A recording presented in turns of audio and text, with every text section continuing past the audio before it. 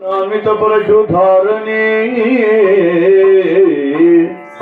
ರಜತಗಿರಿಗೊಡೆಯನ ಕುಮಾರನೆ ವಿದ್ಯೆ ಬಾರಿದಿ ಅಜನು ಹರಿ ರುದ್ರಾದಿಗಳು ತಲೆ ಬಜಿದುದಿಯ ಅನವರತ ನಿನ್ನನು ವಿಜಗವಂದಿತ ಗಣಪ ಮಾಡ್ಪುದು ಮತಿಗೆ ಮಂಗಲವಾ ಆ ಆ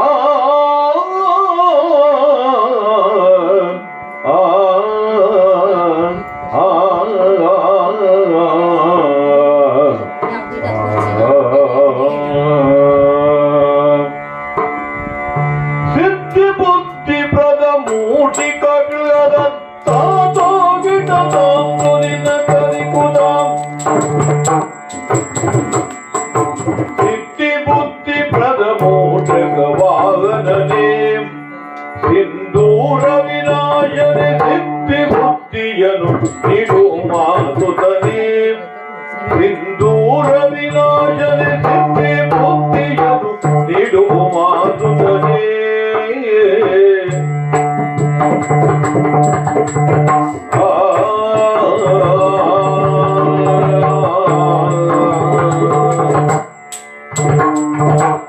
ಸಿದ್ಧಯಕ್ಷ ಸಂಗೀತ ವಿಲಾಸನೆ ಸಿದ್ಧಯಕ್ಷ ಸಂಗೀತ ವಿಲಾಸನೆ ತಚ್ಚಿತ್ತೋಂಕಿಟ ತಾಂಡವ ಮೋದನೆ ಸಿದ್ಧಯಕ್ಷ ಸಂಗೀತ ವಿಲಾಸನೆ ತಚ್ಚಿತ್ತೋಂಕಿಟ ತಾಂಡವ ಮೋದನೆ ಸಿದ್ಧಯಕ್ಷ ಸಂಗೀತ ವಿಲಾಸನೆ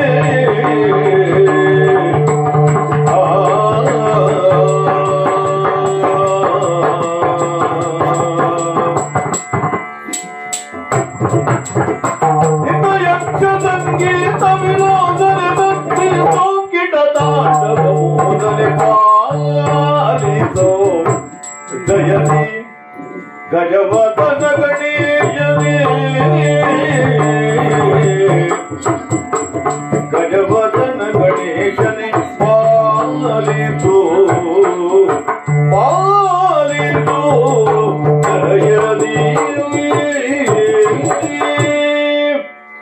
ಇಂದಿರೆಗೆ ತಲೆಬಾಗಿ ಪರಮಾನಂದ ಭಕ್ತಿಯೊಳಜನ ಧ್ಯಾನಿಸಿ ವಂದಿಸುವೆ ಶಾರದೆಗೆ ಚಕ್ರಾದ್ಯಮರ ರಿಂಗೆರಗಿ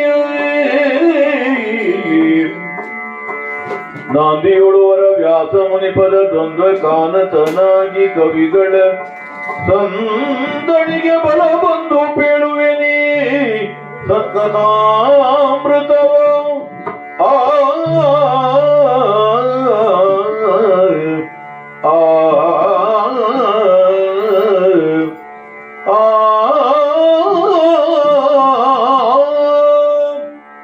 ಕವಿಗಳ ಸಂದಣಿಗೆ ಬಲ ಬಂದು ಹೇಳುವೆನಿ ಕಥಾಮೃತವ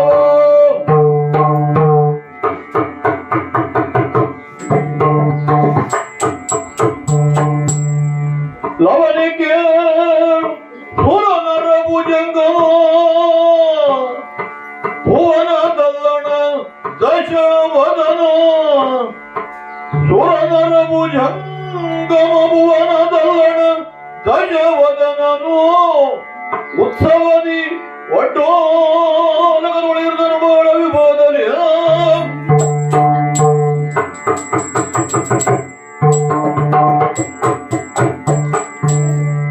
ಸುರನರ ಭುಜಂಗಮ ಭುವನದಲ್ಲಣ ದಶವದನ ದಶಕಂಠ ಈ ರಾವಣ ಹೀಗೆಂದು ನಾನು ಹೇಳಿಕೊಳ್ಳುವುದು ಅಂತ ಅಲ್ಲ.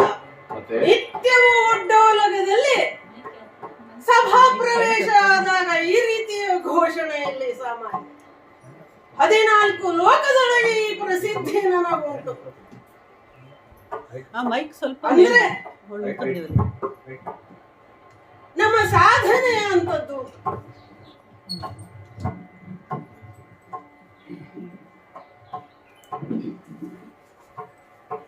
ಹಾಗಂತ ಹುಟ್ಟಿನಿಂದಲೇ ಈ ಒಂದು ಐಶ್ವರ್ಯದಲ್ಲಿ ಇದ್ದೇನೋ ಹಾಗೆ ಸ್ವಲ್ಪ ನೆನಪಿಸಿಕೊಳ್ಳುವುದಾದರೆ ಅಂದು ಇಡೀ ರಾಕ್ಷಸ ಕುಲವೇ ಪಾತಾಳದಲ್ಲಿ ನಶಿಸಿ ಹೋಗುವಂತಹ ಕಾಲಘಟ್ಟದಲ್ಲಿ ತುಳಿತಕ್ಕೆ ಒಳಗಾದಂತಹ ಸಂಕುಲ. ನಮ್ಮ ತಾಯಿ ಕೈಕೆಸಯ್ಯ ಇಚ್ಛಾಶಕ್ತಿ ಹಾಗೂ ಪ್ರಬಲವಾದಂತಹ ಮಹತ್ವಾಕಾಂಕ್ಷೆ, ಕುಲದ ಉದ್ಧಾರಕ್ಕಾಗಿ ವಿಶ್ವಾಸು ಮುನಿಗಳ ಸೇವೆಯನ್ನು ಮಾಡಿ ನನ್ನನ್ನ ಹೆತ್ತವಳು. ಮುರಿದ ಮರದ ಗೆಲ್ಲಿಗೆ ಹರಿದ ಬಟ್ಟೆಯಲ್ಲಿ ಬೆತ್ತಲೆಯಾಗಿ ಮಲಗಿದ್ದಂತಹ ಶಿಶು ಇವತ್ತು ಸ್ವರ್ಣ ಲಂಕೆಯ ರತ್ನಖಚಿತವಾದಂತಹ ಆಸನದಲ್ಲಿ ಕುಳಿತಿದ್ದೇನೆ.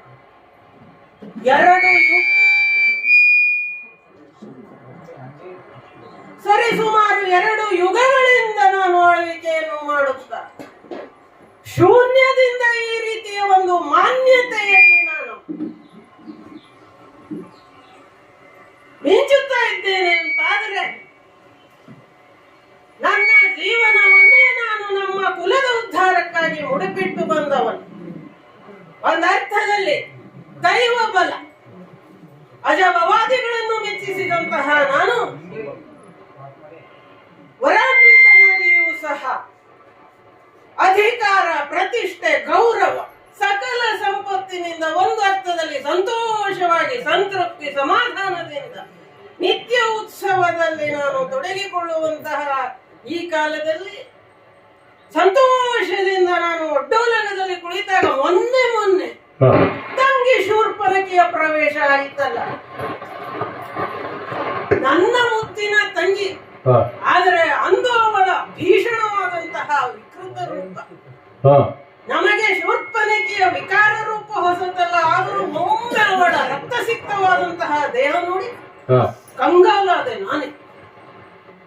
ಅಣ್ಣ ಅಣ್ಣ ಅಣ್ಣ ಬೊಬ್ಬೆ ಇಡ್ತಾ ಅವಳ ಪ್ರವೇಶ ಮಾಡಿದವಳು. ಹಿಂಬಾಗಿಲಿನಿಂದಲೂ ಕರೆಯಲಿಲ್ಲ, ನೇರವಾಗಿ ಒಡ್ಡೋಲದಲ್ಲಿ ಸಭಾ ಮಧ್ಯದಲ್ಲಿ ಬಂದವಳನ್ನ ನಾನು ಏಕಾಂತಕ್ಕೆ ಕರೆದು ಮಾತಾಡಿಸಿದೆ. ಹಾಗಾದ್ರೆ ಏನಾಗಿರಬೇಕು? ಅವಳು ಹೇಳಿದ್ದೇನು, ನಮ್ಮದಾದಂತಹ ದಂಡಕಾರಣ್ಯ ಜನಸ್ಥಾನ ಪಂಚವಟಿಯ ಪ್ರದೇಶ, ರಾಮ ಲಕ್ಷ್ಮಣರೆಂಬುವರು ಅಲ್ಲಿ ನೆಲೆಗೊಂಡವರು. ಶೂರ್ಪನಖಿಯಲ್ಲಿ ಹೋದಂತಹ ಕಾಲದಲ್ಲಿ ನಡೆದುಕೊಂಡ ಬಗೆ ಏನು, ಹಬ್ಬ ಅವರ ಸೊಕ್ಕೆ. ನಮ್ಮ ಶೂರ್ಪನಖಿಯಂತ ಏನಾದರೂ ಇರ್ತದೆ ಸ್ವಾಮಿ, ಸಣ್ಣ ಪುಟ್ಟ ಅಧಿಕ ಪ್ರಸಂಗತನ. ನಮಗೆ ಗೊತ್ತಿಲ್ವ ನಮ್ಮ ತಂಗಿಯ ಬುದ್ಧಿ? ಹಾಗಂತ ದೊಡ್ಡ ಮನೆಯವರ ಮಕ್ಕಳು ದೊಡ್ಡ ತಪ್ಪೆ ಮಾಡಬೇಕು ಅನ್ನೋವಳನ ಅವರು ಸಣ್ಣ ತಪ್ಪನ್ನು ಮಾಡಿದ್ರು ಅದು ದೊಡ್ಡ ಸುದ್ದಿ ಆಗುತ್ತದೆ. ನಮಗೆ ಅದೆಲ್ಲ ವಿಷಯ. ಆದ್ರೆ ಏನಾಯಿತು, ಯಾಕವಳಿಗೆ ಆ ಸ್ಥಿತಿ ಬಂತು? ಇವಳ ಒಂದು ಸಣ್ಣದಾದಂತಹ ಏನೋ ಒಂದು ಕಾರ್ಯಕ್ಕಾಗಿ ರಾಮ ಲಕ್ಷ್ಮಣರವಳ ಕಿವಿ ಮೂಗನ್ನ ಕತ್ತರಿಸಿ, ಅಂದರೆ ಈ ರಾವಣನ ಸಹಭಾವಿಗಾದಂತಹ ಮಾನಭಂಗ. ಅಷ್ಟೇ ಅಲ್ಲ, ಏನು ಹೇಳಿದಳು ಅವಳು, ಅದು ಉತ್ತರದ ಗಡಿ ಪ್ರದೇಶ ನಮ್ಮದ್ದು, ದಾನವ ಕುಲದ ಗಡಿ ಪ್ರದೇಶದಲ್ಲಿ ಗಡಿ ರಕ್ಷಣೆಗಾಗಿ ನಮ್ಮ ಅಪಾರ ಸೈನ್ಯ ಅಲ್ಲಿದೆ. ಮನಬಂದಂತೆ ನಮ್ಮ ಶೂರ್ಪನಖಿಯಲ್ಲಿ ಸಂಚರಿಸುವವಳು ವಿವರದ್ದಾದಂತಹ ಅಧಿಕಾರದ ವ್ಯಾಪ್ತಿಯಲ್ಲಿ ನಾವೇ ಅವಳಿಗೆ ಅದನ್ನು ಒದಗಿಸಿಕೊಟ್ಟಿದ್ದೇವೆ, ವ್ಯವಸ್ಥೆ ಮಾಡಿದ್ದೇವೆ. ಅಲ್ಲಿ ರಾಮ ಲಕ್ಷ್ಮಣರವರು ತಮ್ಮ ನೆಲವನ್ನು ಬಿಟ್ಟು ಯಾವುದೋ ಕಾರಣಕ್ಕಲ್ಲಿ ಬಂದವರಂತೆ. ಶೂರ್ಪನಖಿಗೆ ಏನಾಯಿತು ಎನ್ನುವುದನ್ನು ಪ್ರಶ್ನಿಸಲು ಹೋದಂತಹ ಸೇನಾಧಿಪತಿಗಳು, ನಾನು ನಿಯೋಜಿಸಿದಂತಹ ಖರ, ದೂಷಣ, ತ್ರಿಶಿರರು ಮತ್ತು 14,000 ರಾಕ್ಷಸರನ್ನ ಹೆಸರಿಲ್ಲದಂತೆ ಬಡಿದು ಹಾಕಿದ್ದಾನಂತೆ. ಅಂದ್ರೆ ಇದು ಕೇವಲ ಮಾನಭಂಗದ ಪ್ರಶ್ನೆ ಅಲ್ಲ, ನಮ್ಮ ಅಧಿಕಾರದ ನಮ್ಮ ವ್ಯಾಪ್ತಿಯ ನೆಲದ ಅತಿಕ್ರಮಣ ಆಗಿದೆ ಹುಲುಮಾನವರಿಂದ ಅಂತಾದರೆ ಸುಮ್ಮನಿರಲಿಕ್ಕಾಗುತ್ತದೆಯೋ? ಹಾಗಾಗಿ ಏನು ಮಾಡೋಣ ಹಾಗಾದ್ರೆ ಅಂತ ಹೇಳಿದ್ರೆ, ತಂಗಿಯದೇ ಎಂಬೋಣ, ಅವಳ ಇಚ್ಛೆ. ಅಣ್ಣ ರಾಘವನೆಂಬಾತನಿಗೋರ್ವಳು ಸತಿ, ಒಬ್ಬಳೇ ಸತಿಯಂತೆ. ಅವಳನ್ನೂ ಬಿಟ್ಟಿದರಾದವ ಯಾರಾದ್ರೂ ಹೆಂಡತಿಯನ್ನು ಕಾಡಿಗೆ ಕರ್ಕೊಂಡು ಬರ್ತಾರ? ವನವಾಸಕ್ಕೆ ಅವಳನ್ನೂ ಕರೆದುಕೊಂಡು ಬಂದಿದ್ದಾರಂತೆ. ಅನ್ಯೋನ್ಯ ದಾಂಪತ್ಯವಂತೆ ಅಂಟಿಕೊಂಡೇ ಇರ್ತಾರಂತೆ. ಅವಳನ್ನ ನೋಡಿದವಳು ಶೂರ್ಪನಖಿ, ಅಪ್ಪ ಎಂಥ ಚೆಲುವೆ. ಹ, ಅಲ್ಲ ಇವಳೆ ನಮ್ಮ ಶೂರ್ಪನಕಿಗೆ ಚಂದದ ವಿಷಯ ಅಂದ್ರೆ ಅದು ಶೂರ್ಪನಕಿ ಮತ್ತೆ ಚಂದ ಅಂತಂದ್ರೆ ಅದು ಅಜಗಜಾಂತರವೇ. ನೀವು ಅವಳ ಅಡಿಯಿಂದ ಮುಡಿಯವರಿಗೆ ಗಮನಿಸಿದ್ರೆ ಎಲ್ಲಿ ಒಂದು ಲವಲೇಶ ಸೌಂದರ್ಯ ಅನ್ನುವುದು ನಿಮಗೆ ಕಾಣಲಿಕ್ಕಿಲ್ಲ. ಅಂಥವಳು ಅವಳನ್ನ ವರ್ಣಿಸಿದ ಬಗೆ, ಅವಳ ಬಾಯಿಂದ ಎಂತ ಸಾಹಿತ್ಯ ಬಂತು, ಶುದ್ಧ ಸಾಹಿತ್ಯ, ಒಂದೊಂದು ಶಬ್ದ ಭಂಡಾರ. ಅಂದ್ರೆ ಅವಳು ಹೇಗಿದ್ದಾಳೆ, ನಾಗ ಕನ್ನಿಕೆಗೆ ಹೋಲುತ್ತಾಳಂತೆ, ಕಾಮ ನರಗಿಣಿ ತರುಣಿ, ರೂಪ ಮತ್ತು ಯೌವನದಲ್ಲಿ ಸುರಸ್ತ್ರೀಯರಿಗಿಂತ ಮಿಗಿಲು.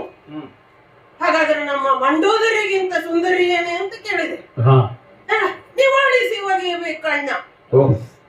ಇದುವರೆಗೆ ನಾನು ಲಂಕೆಗೆ ಯಕ್ಷ ಗಂಧರ್ವ ಸುರ ಅಂತ ಋಷಿ ಮುನಿಗಳ ಪತ್ನಿಯರನ್ನು ಬಿಟ್ಟಿಲ್ಲ. ಜಗತ್ತಿನಲ್ಲಿ ಸೌಂದರ್ಯ ಅಂತ ಏನಾದ್ರೂ ಇದೆ, ಶ್ರೇಷ್ಠ ಅನ್ನುವುದು ಏನಾದ್ರೂ ಇದೆ ಅಂದ್ರೆ ಅದು ಸ್ವರ್ಣ ಲಂಕೆಯಲ್ಲಿ ಇರತಕ್ಕದ್ದು ಎನ್ನುವುದಾಗಿ ನಾನು ಮಂಡೋದರಿಯ ಎದುರಿನಲ್ಲೇ ನಾನು ಸಾವಿರಾರು ಹೆಣ್ಣು ಮಕ್ಕಳನ್ನ ತರಿಸಿ ಇರಿಸಿಕೊಂಡಿದ್ದೇನೆ. ಅಂಥದ್ದರಲ್ಲಿ ಹಾಗಾದರೆ ಮಂಡೋದರಿಗಿಂತ ಸುಂದರಿಯಾದಂತಹ ಒಂದು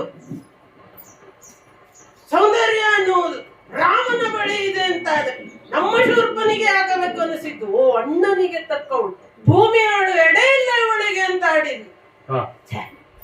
ಹಾಗಾಗಿ ತಂಗಿಯರು ಅಕ್ಕ ತಂಗಿಯರು ಇರಬೇಕು ಅನ್ನುವುದು ರಾವಣನಿಗೆ ತಕ್ಕದಾದ ತಂಗಿ ಅಂತ ನನಗನ್ನಿಸುತ್ತೆ. ನಿಜವಾಗಿ ನನ್ನ ಅಂತರಂಗವನ್ನು ಬಲ್ಲವಳು ಗೊತ್ತಿದ್ರೆ ಅವಳು ಅಂತ ಆಗ್ಲಿಲ್ವ? ಹೀಗೆ ಹೇಳಿ ಪಾಪ ಒಂದು ಕಾಲಕ್ಕೆ ನನಗೆ ಈಗಲೂ ಬೇಸರ ಇದೆ, ನೆನಪಾಗುತ್ತದೆ ಇಂಥ ಸಂದರ್ಭದಲ್ಲಿ. ಅವಳ ಕೈ ನನ್ನ ಕೈ ತಪ್ಪಿನಿಂದ ಕೈಯಾರೆ ನಾನು ಹರಣ ಮಾಡುವ ಹಾಗೆ ಆಯ್ತು. ಆದ್ರೂ ಇವತ್ತಿಗೂ ಎಲ್ಲ ಮರೆತು ಬೇಸರ ಇಲ್ಲವಲ್ಲ ಹೆಣ್ಣು ಮಕ್ಕಳಿಗೆ ಹಾಗೆ. ಅದಕ್ಕೆ ಹೇಳಿದ್ದು ಸದಾ ತವರು ಮನೆಯ ಶ್ರೇಯಸ್ಸನ್ನೇ ಬಯಸುತ್ತಾ ಇರ್ತಾರೆ.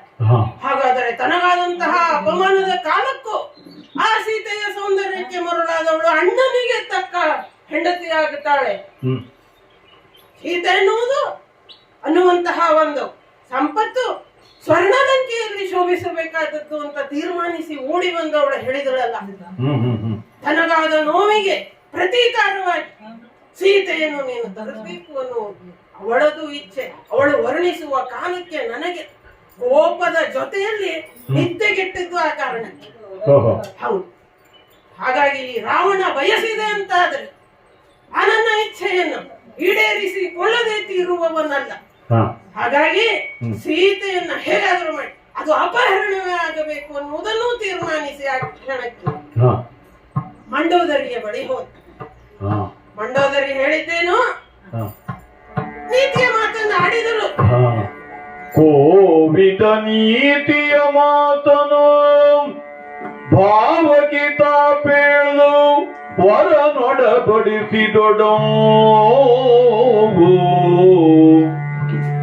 ನೀತಿಯ ಮಾತು ಭಾವಗೀತ ಪೇಳು ವರ ನೊಡಬಡಿಸಿದೊಡೋ ರಾವಣ ಕೇಳದೆ ತನ್ನಯ ಮಾವ ಮಾರೀಚನ ಬಳಿಗೆ ಬಂದಿಂತೆಂದು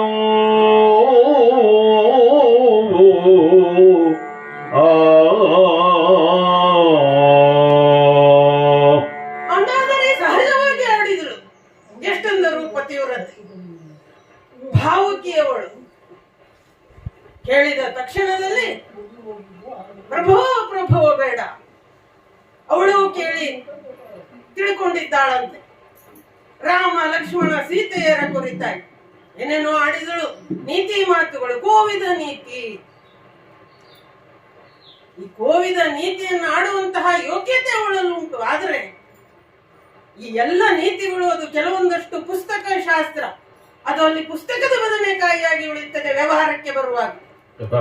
ನಮ್ಮಂತಹ ಪ್ರಾಪಂಚಿಕ ಬದುಕಿನಲ್ಲಿ ಇಷ್ಟೊಂದು ಔನ್ನತ್ಯಕ್ಕೇರಿದಂತಹ ರಾಕ್ಷಸ ಕುಲದವರಿಗೆ ಕೆಲವೊಂದು ನಮ್ಮದೇ ಆದ ಸ್ವಧರ್ಮ ಅಂತ ಇರುತ್ತದೆ. ಹಾಗಾಗಿ ಅವಳ ಮಾತು ಕೇಳಲಿಕ್ಕೆ ಚಂದ ಅಂತ ಭಾವಿಸಿದೆ. ಹೇಳಿದಳು, ತಂದೆ ತಾಯಿಗಳ ಮೇಲಾಣೆ, ಜಾನಕಿಯ ತಂದರೆ ಮನೆಗೆ ಕುಂದುವುದ ಐಶ್ವರ್ಯ. ಹಾಗಾದರೆ ತಂದರೆ ಏನಾಗುತ್ತದೆ ಅಂತ ಕೇಳಿದ್ರೆ ಐಶ್ವರ್ಯ ಕುಂದು. ನಾವು ಹುಟ್ಟುವಾಗ ಬಂದದ್ದ ಐಶ್ವರ್ಯ. ನಾನು ಅದೇ ಹೇಳಿದ್ದು, ಈ ಸ್ವಲ್ಪ ಈ ಕುಗ್ಗೆ ಉದ್ಕೆಗೆಲ್ಲ ನಾವು ಹೆದರುವ ಜನ ಅಲ್ಲ.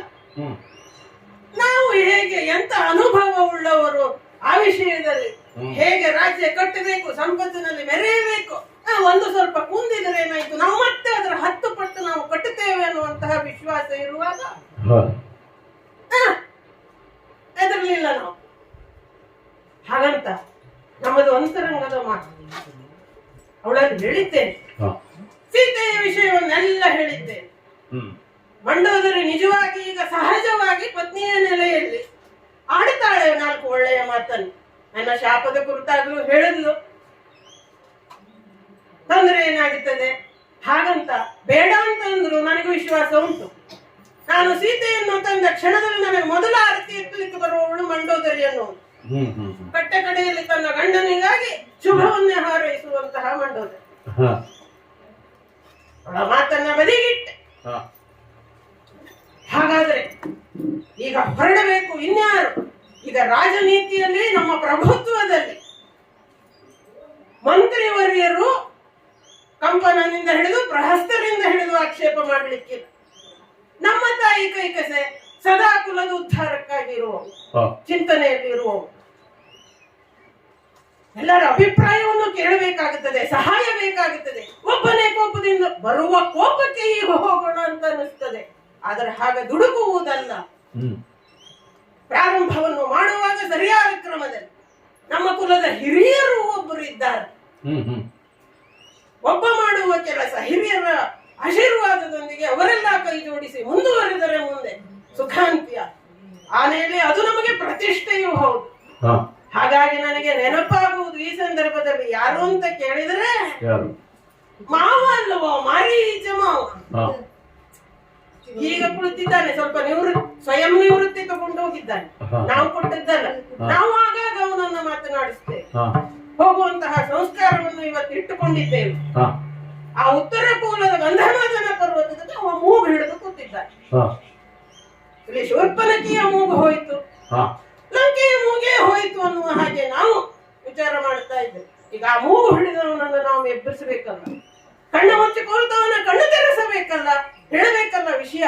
ಹಾಗಾಗಿ ಇದೋ ಪುಷ್ಪಕ ವಿಮಾನವನ್ನು ನೇರ ಹೊರಟಿತ್ತು.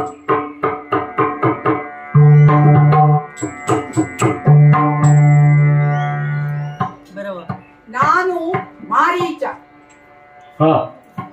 ಮಾರೀಚ ರಾಕ್ಷಸ ಅಲ್ಲ, ಯಕ್ಷ ಮಾರೀಚ.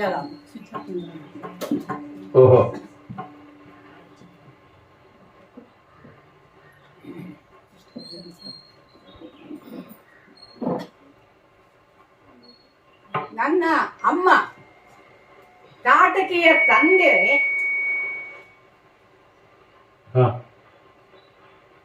ನನ್ನ ಅಮ್ಮನ ತಂದೆ ಸುಕೇತು ಎಂಬ ಯಕ್ಷ. ಮತ್ತೆ ಅವಳು ಮದುವೆಯಾಗಿದ್ದು ಸುಂದ ಎಂಬ ಯಕ್ಷನನ್ನು. ಅಂದ್ರೆ ನಾನು ಯಕ್ಷ ಆಗ್ಲಿಲ್ವೋ? ಆದ್ರೆ ನಾವೆಲ್ಲ ಉಳಿದದ್ದು, ನಾವೆಲ್ಲ ಕೆಲಸ ಮಾಡಿದ್ದು ರಾವಣೇಶ್ವರನ ರಾಜ್ಯದಲ್ಲಿ, ಎಲ್ಲ ರಾಕ್ಷಸರ ಜೊತೆಗೆ. ಮತ್ತೆ ನಮಗೆ ಚಿಕ್ಕಂದಿನಲ್ಲಿ ರಾವಣ ಹೇಳಿದ್ದೇ ವೇದವಾಕ್ಯ. ನಮಗೆ ಅವನು ಕೊಡ್ತಾ ಇದ್ದಂತಹ ಕೆಲಸ ಏನು ಅಂತಂದ್ರೆ ಎಲ್ಲ ಯಜ್ಞಗಳನ್ನ ಹಾಳು ಮಾಡು. ಯಾಕೆಂದ್ರೆ ಅವನು ನಮ್ಮ ತಲೆಯಲ್ಲಿ ತುಂಬಿದ್ದ ಏನಂತ, ಈ ಬ್ರಾಹ್ಮಣರು ಯಜ್ಞಯಾಗಗಳನ್ನ ಮಾಡುವುದು ರಾಕ್ಷಸರ ನಾಶಕ್ಕಾಗಿ, ಆದ್ದರಿಂದ ನಾವು ಯಜ್ಞಗಳನ್ನ ಕಂಡಲ್ಲಿ ನಾಶ ಮಾಡಬೇಕು ಅಂತ. ಆದ್ರೆ ನನಗೆ ಈಗ ಗೊತ್ತಾಗ್ತಾ ಇದೆ, ಅದರಲ್ಲಿ ಅಶ್ವಮೇಧ ಯಜ್ಞ ಅಂತಂದ್ರೆ ಅದು ಅಶ್ವಮೇಧ ಯಜ್ಞ ರಾಷ್ಟ್ರ ಕಟ್ಟುವ ಯಜ್ಞ. ರಾಜಸೂಯ ಯಾಗ ಅಂತಂದ್ರೆ ಅದು ಚಕ್ರವರ್ತಿ ಆಗುವಂತಹ, ಧರ್ಮಪ್ರಭು ಆಗುವಂತಹ ಸಾಮ್ರಾಟೊಬ್ಬನನ್ನ ಹುಡುಕುವಂತಹ ಕೆಲಸ. ಅದು ಆಗ ಗೊತ್ತಿದ್ರೆ ಬಹುಶಃ ನಾವು ಕೆಲಸ ಮಾಡ್ತಾ ಇದ್ವೋ ಇಲ್ಲೋ ಗೊತ್ತಿಲ್ಲ. ನಾವು ಬರೇ ಕಂಡಲ್ಲಿ ಯಜ್ಞಗಳನ್ನ ನಾಶ ಮಾಡೋದು, ಹವಿಸ್ಸನ್ನ ಅವರೇನು ದೇವತೆಗಳಿಗೆ ಹವಿಸ್ಸನ್ನ ಹಾಕ್ತಾರಲ್ಲ ಅದನ್ನ ಘಟ ಘಟ ಘಟ ಅಂತ ನಾವು ಕುಡಿಯೋದು, ಈ ಕೆಲಸ ಮಾಡ್ತಾ ಇದ್ವಿ. ಒಂದು ಸಲ ನನ್ನಮ್ಮ 1000 ಆನೆಗಳ ಬಲವುಳ್ಳವಳು ತಾಟಕಿ, ಅವಳು ಮತ್ತೆ ನನ್ನ ತಮ್ಮ ಸುಬಾಹು, ಇವರೊಡನೆ ನಾವು ವಿಶ್ವಾಮಿತ್ರರು ತಮ್ಮ ಸಿದ್ಧಾಶ್ರಮದಲ್ಲಿ ಮಾಡ್ತಾ ಇದ್ದಂತಹ ಯಜ್ಞವನ್ನ ಹಾಳು ಮಾಡೋದಕ್ಕೆ ಹೋಗಿದ್ದರು. ನಮಗೆ ಗೊತ್ತಿಲ್ಲ, ಅಲ್ಲಿ ದಶರಥನ ಮಕ್ಕಳು ರಾಮ ಲಕ್ಷ್ಮಣ ಬಂದಿದ್ದರಂತೆ.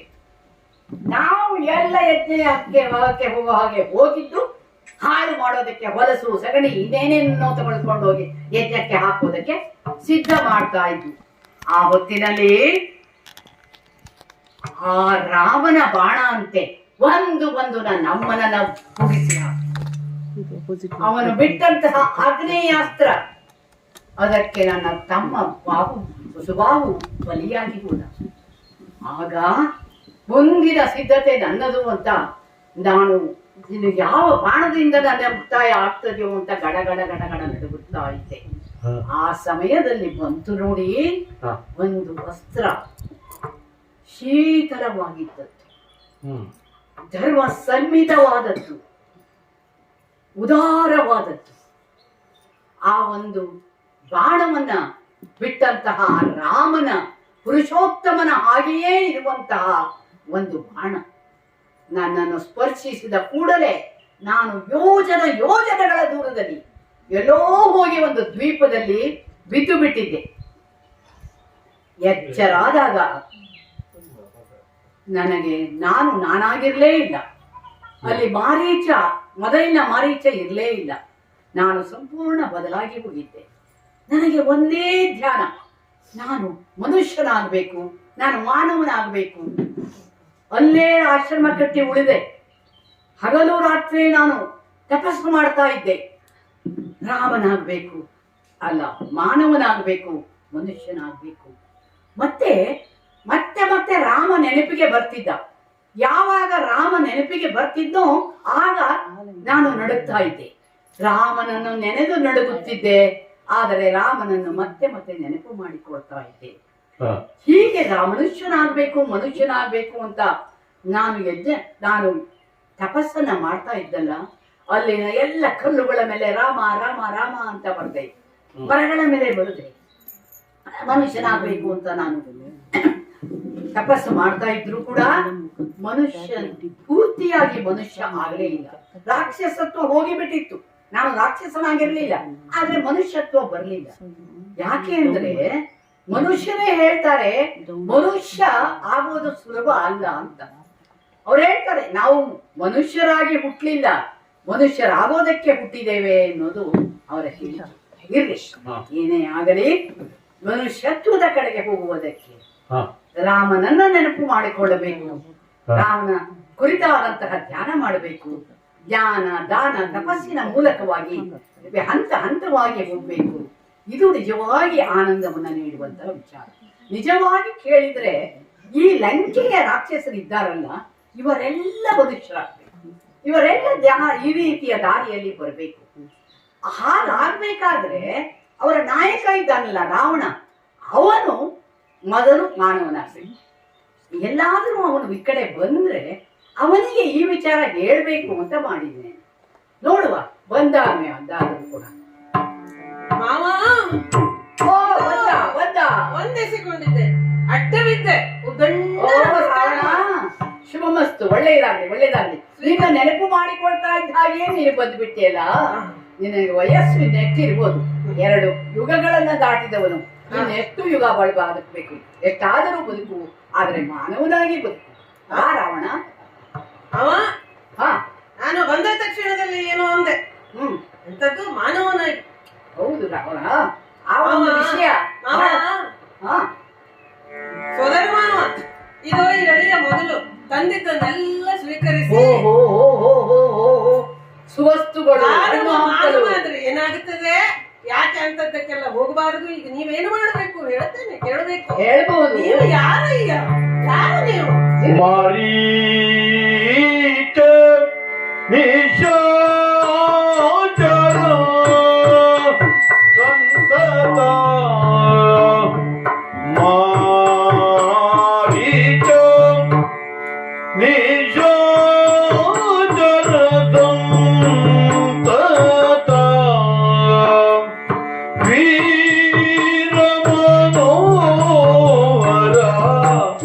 ವಿಕ್ರಮ ಶೌರ್ಯ ವೀರ ಮನೋರ ವಿಕ್ರಮ ಶೌರ್ಯ ಮಾರಾಂಗ ಶರೀರ ಮನೋರ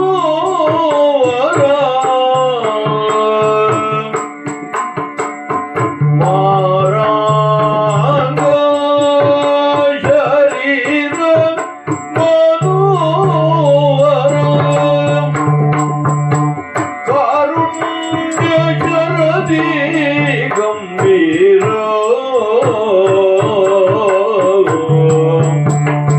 ಕಾರುಣ್ಯ ಸಮುದ್ರ ಗಂಭೀರ ನಮ್ಮ ಉದ್ಧಾರ ನಮ್ಮ ಉದ್ಧಾರ